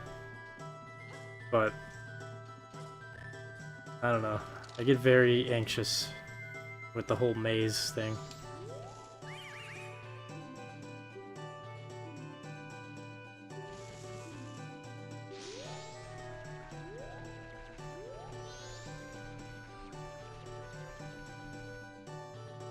He's also wearing masks of typical Japanese games. Huh. It's pretty cool.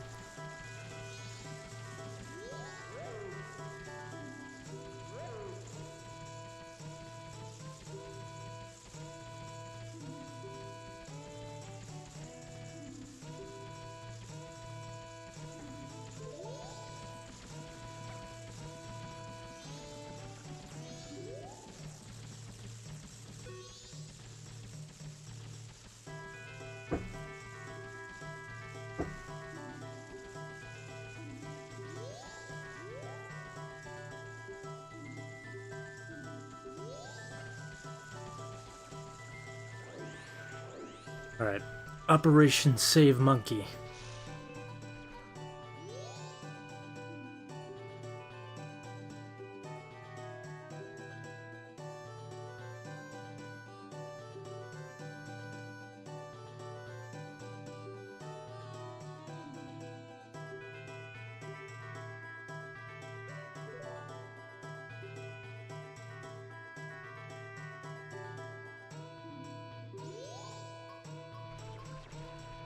Unfortunately, I don't have a lot of rupees, so hopefully I can grab some from this area. Don't you turn. Nice. Damn it. I went a little too far to the left. Let's try to speedrun. Get my way through here quickly.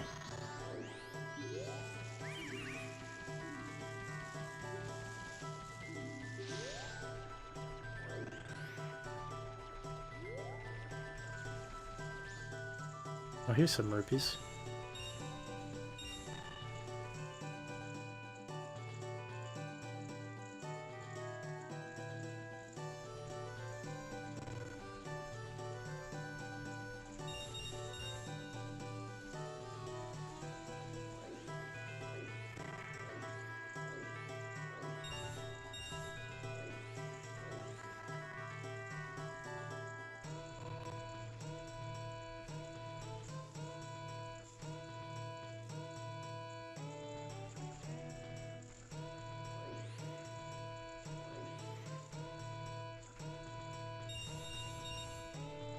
There's a heart piece right there. Give me that.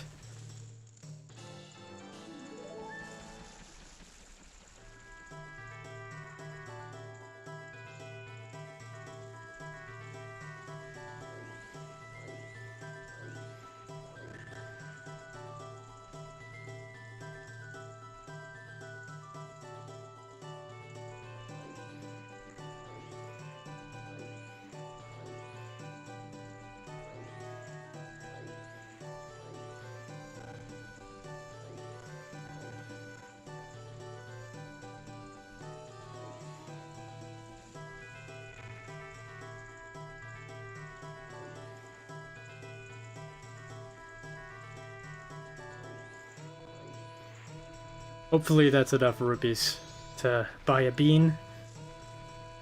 I'm hoping.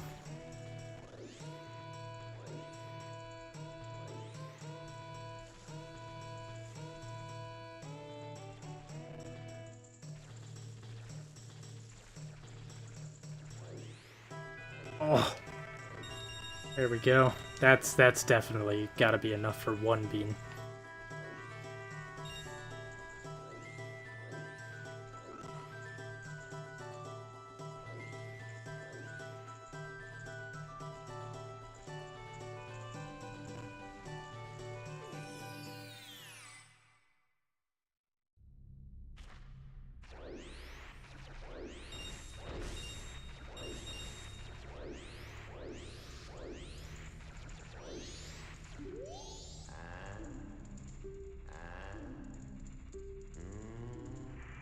Oh, free!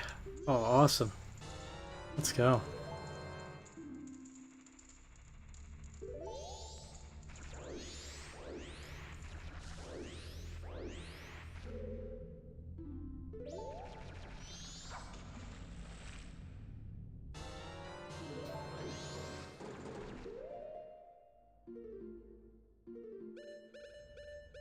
I can't plant them as a Deku.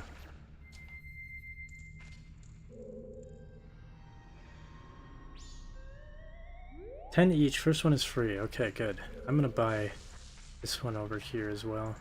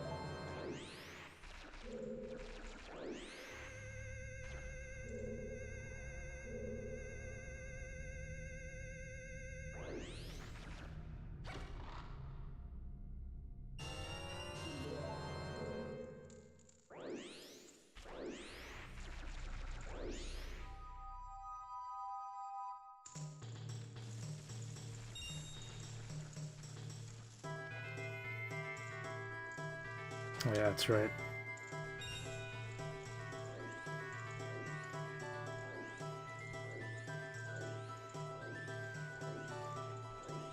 Honestly, why? Yeah, let me just get caught. It'd be quicker for me anyways.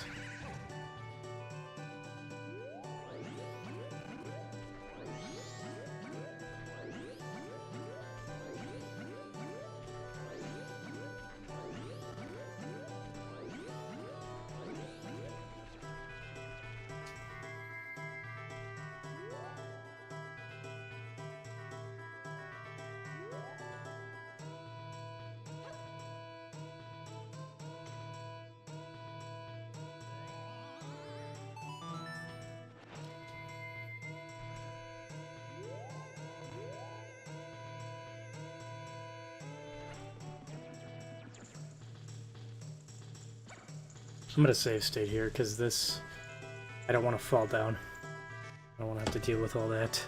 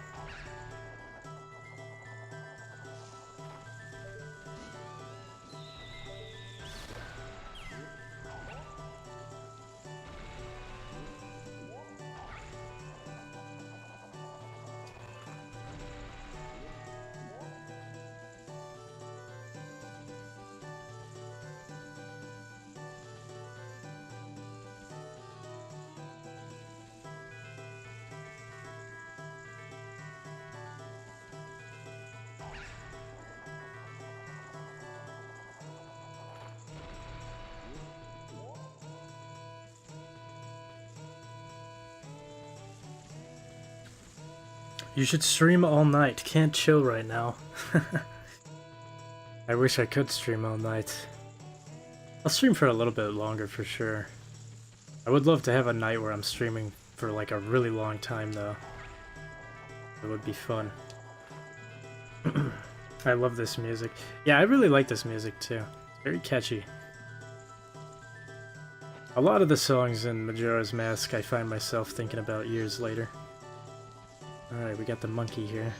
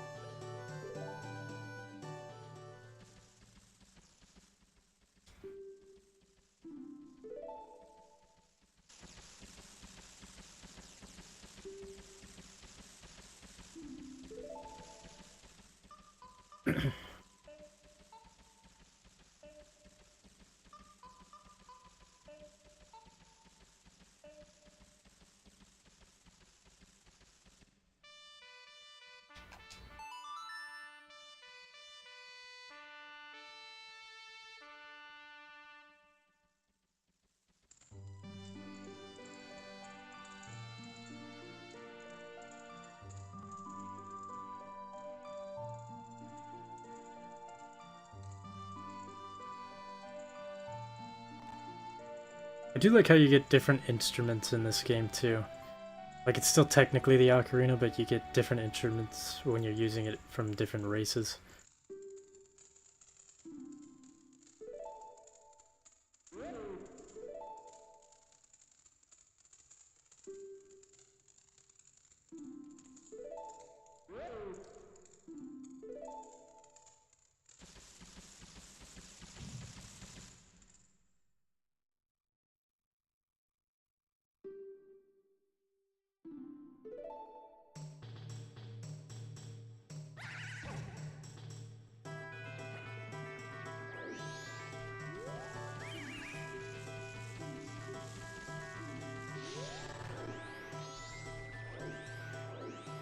Time to see the monkey getting cooked.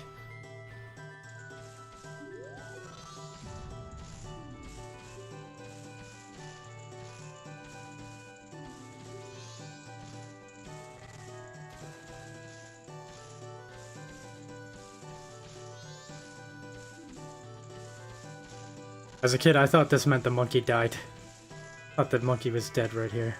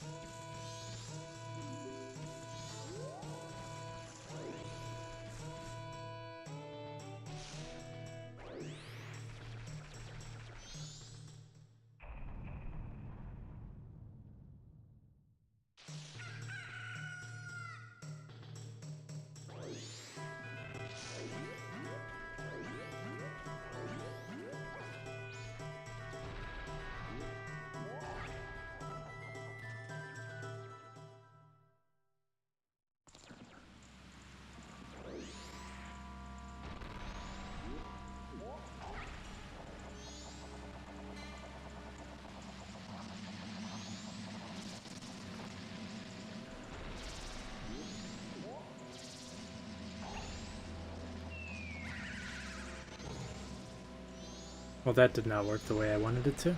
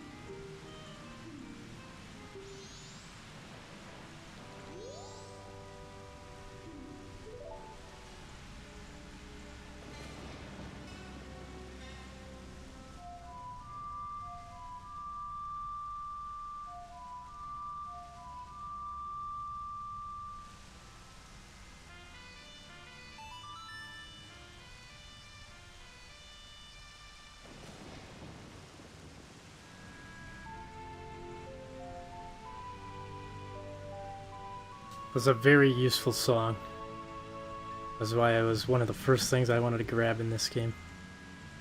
After you become a human.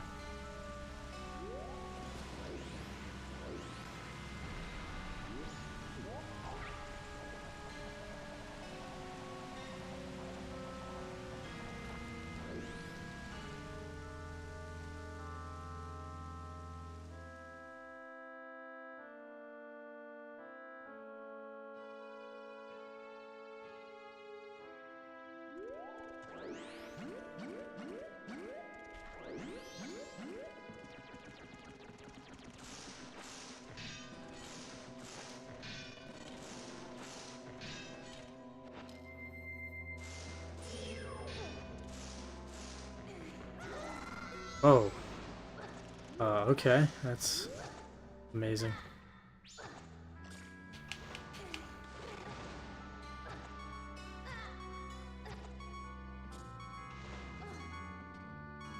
Basically one hit now, great.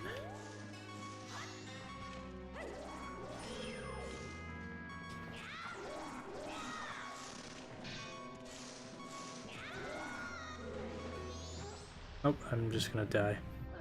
Nice.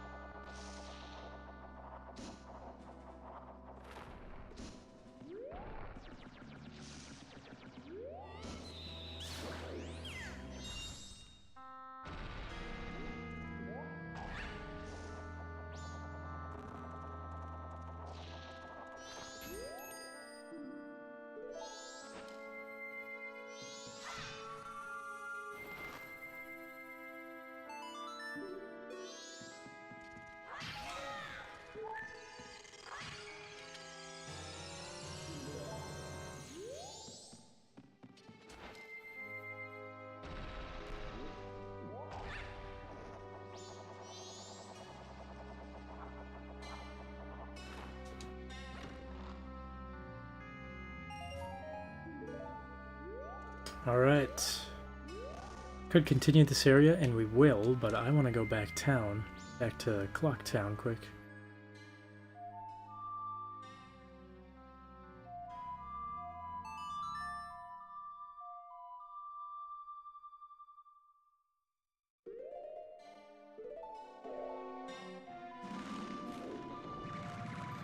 two reasons. One, I want to deposit some rupees in the bank, and two, I also want to get a mask that will help me obtain another mask later on in the game that is quite useful.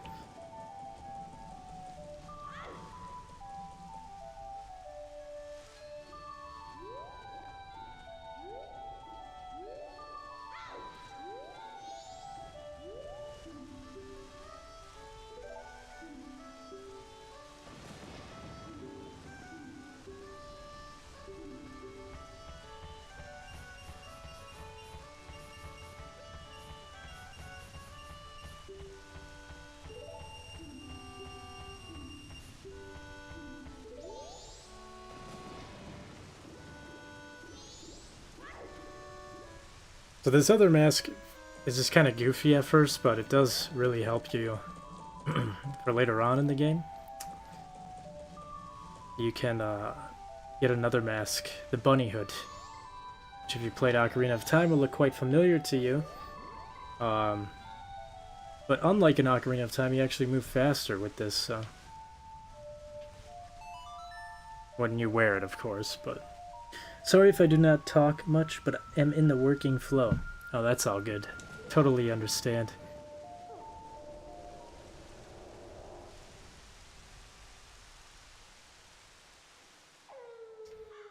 What is this guy? Oh, there he is.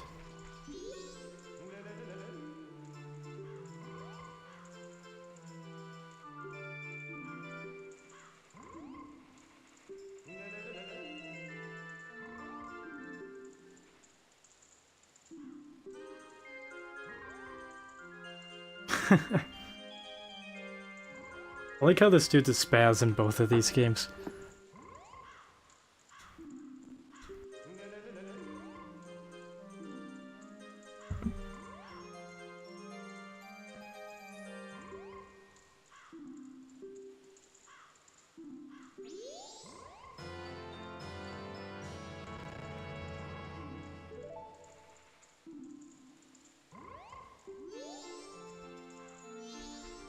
Actually, I might be able to get this mask right off the bat, which I think I should 100% do that. The road there right now is blocked, but on the third day I should be able to enter that area.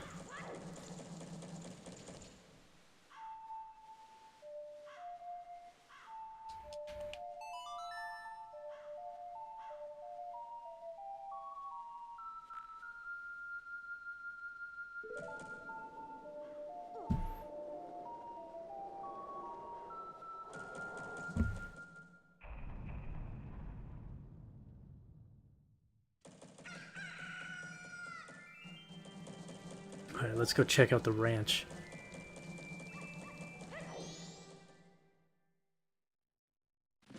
Hold on, I want to talk to this guard.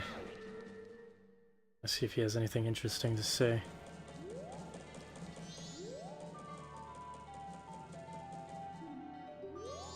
Oh yeah, here's the music that I was talking about.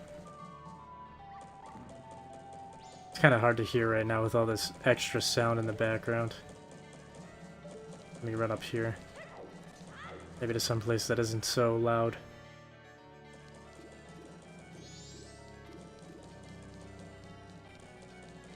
Okay. These guys are hammering away over here too.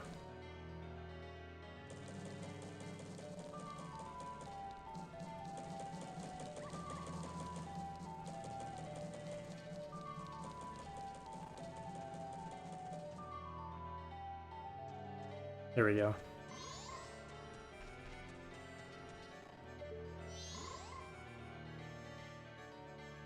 Not only is it fast on the third day, it's also kind of got this foreboding hum in the background.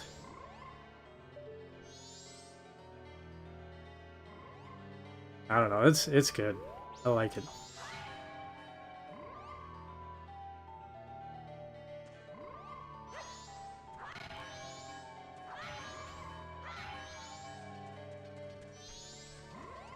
Anyways, let's go to the ranch.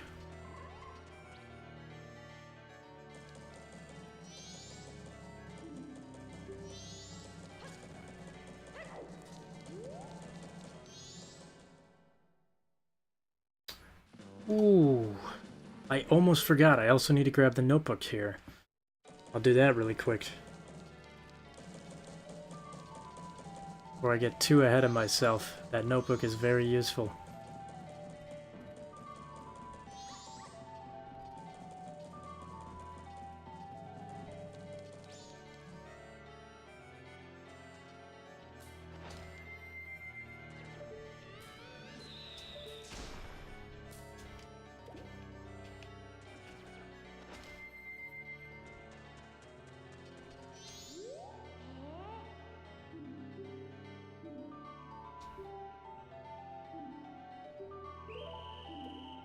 Gotta do this crap again.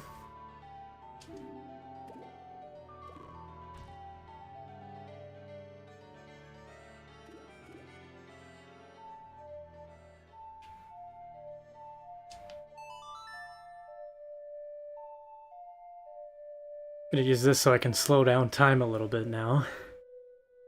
Get just a little bit more time here to squish everything I'd like to do in before the world ends.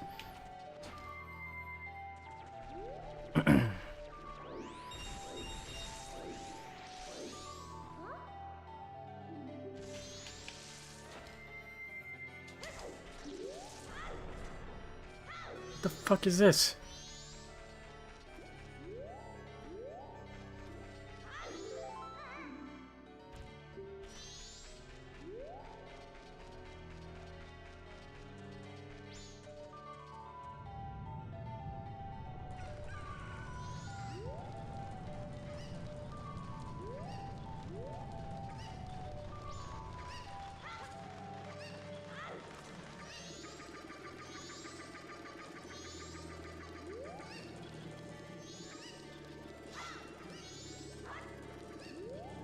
I'm pretty sure you could shoot these kids with a bubble. And, don't you go in that loading zone. No! Alright, there we go.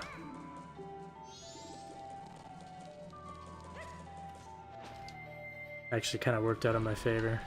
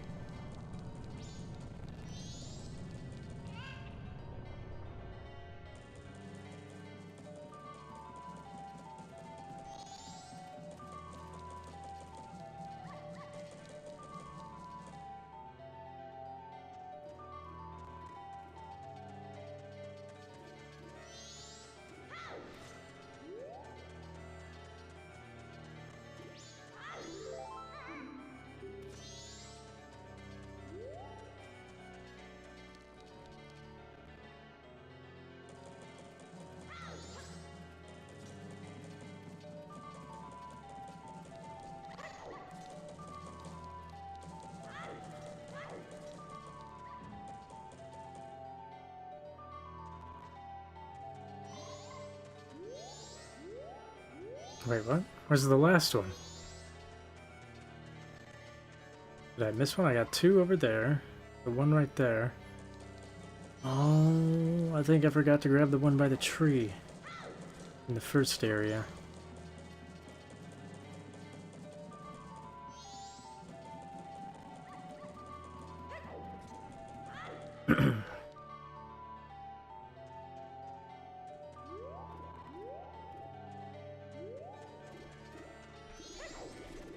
Oh, you little bastard. Get over here.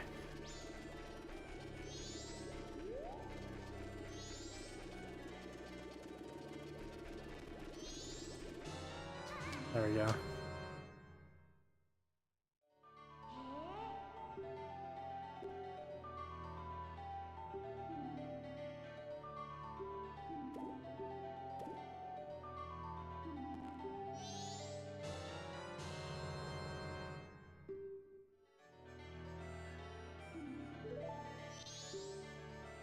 Oops.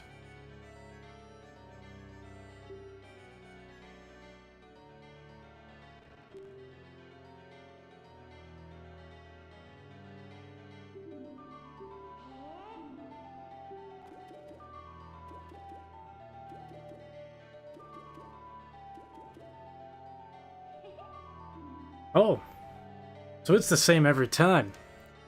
I mean, for every cycle, at least. But it's different for every game file. That's interesting. I always thought it was randomized every single time, no matter what. No, that's the same code from before.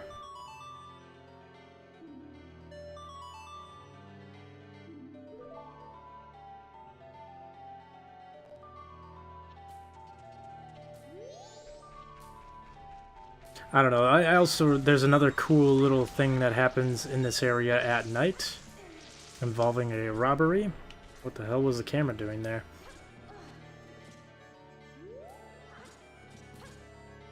Oh jeez, I just want this heart piece, that's all. I don't know, what the fuck is this camera doing, dude? Is it trying to fuck with me? No? Anyways, yeah, it's just cool. When I was a kid and I had so much time on my hands to just sit around in this lively world and just things happen. I remember the first time I saw a robbery occur here. That was nuts to me. I'm like, oh my god! I found something, like, it was cool, because I didn't really use the internet and guides for the most part on this game. I kind of just figured it out by playing. So, I don't know. Cool stuff. Cool stuff all along. All around, I should say. Quick thing that I'll do here just to show it off. Show off another glitch. I don't think this works on 3DS version. Maybe it does. Either way, if you're Deku Link and you run backwards, you can just squeeze past this guard. If you're trying to get out into the field immediately. And you can't become a human. But regardless, I don't think it really helps. I mean, it might if you can do a couple more glitches, but once you're out here, like... I don't know. It's more so just to, like, come out here for whatever reason. You might be able to use the Deku Flower to get into the Astral Observatory a little bit quicker.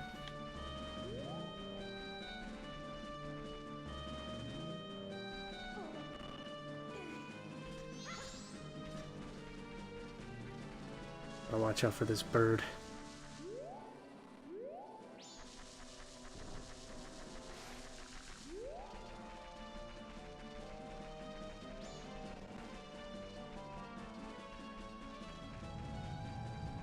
Still need to upload about 2 videos before Sunday to ensure I didn't slack this week, at least in YouTube's eyes.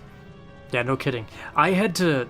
So my Ocarina of Time, my last stream of that game, the final one that I had, it got copyright striked by a random company that thinks that they own the song to an original Nintendo song. So of course I disputed it, which then made it so I could not edit that video and re-upload it as a actual video onto the video tab of YouTube, which that sucks. It like locks me out of doing that until the dispute is settled. So alternatively, I was like, my dumbass, I paid for YouTube Premium for the first time ever because I thought you needed to do that in order to download your own videos, which you do not, by the way. You do not have to do that at all. So immediately regretted that decision, found out that you could just do it for free, downloaded my own video, or my stream, from the video tab, or the YouTube studio, and then I went to re-upload it as a video, and it uploaded really quickly, but then it said it would take time to process. I'm like, alright, whatever. You know, it's like a 2-hour stream, so I figured it would take some time. But it has been saying 4 minutes left before the video is ready to be watched for the past 2 days straight. And it's driving me up the fucking wall. I'm gonna have to reload it or something. I don't know. It's not my internet, I know that. It's just, I don't know, it's stupid. It's very frustrating. I have to, you know, jump through all these fucking loopholes just to get my video, or my stream on the video tab of my channel. Hold on. Before I do this, I need to talk to this guy, I think. This guy's pretty depressed.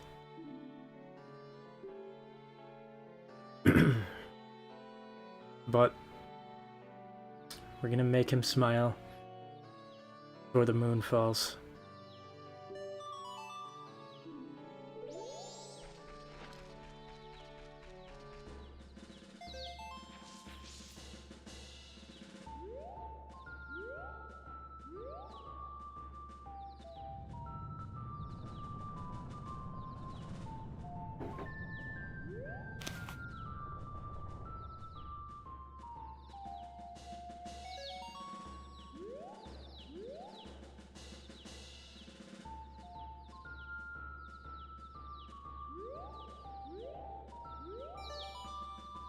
There's another chick.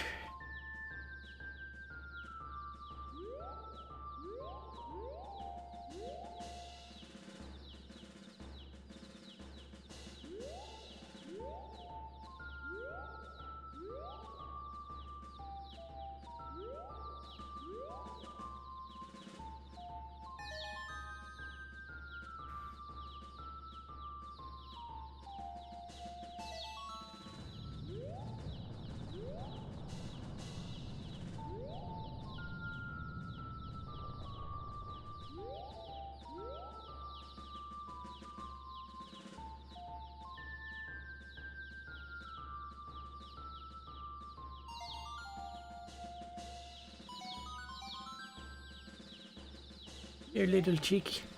Time to turn you into a chicken. Oh, we got one more.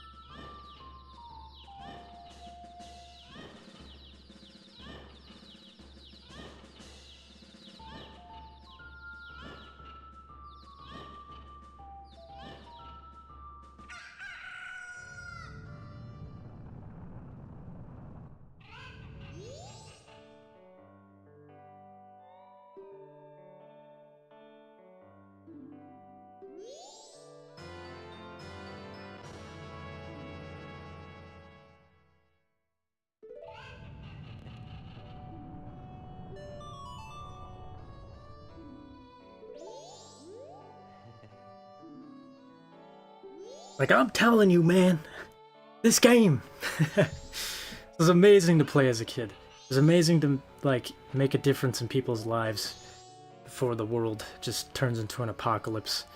It was awesome. Anyways, the other cool thing that's actually awesome from this quest is this bunny hood. It's very nice. Now I can travel much faster.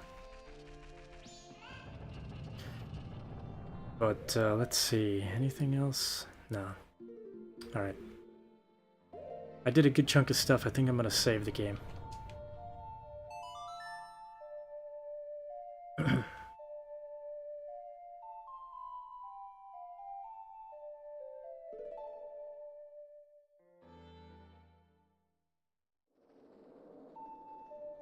I think that's another reason why a lot of people dislike this game as well, is because they, like, right now, right, I could go to the Woodfall Temple, and I could try going through it and doing all the puzzles and then beating the boss.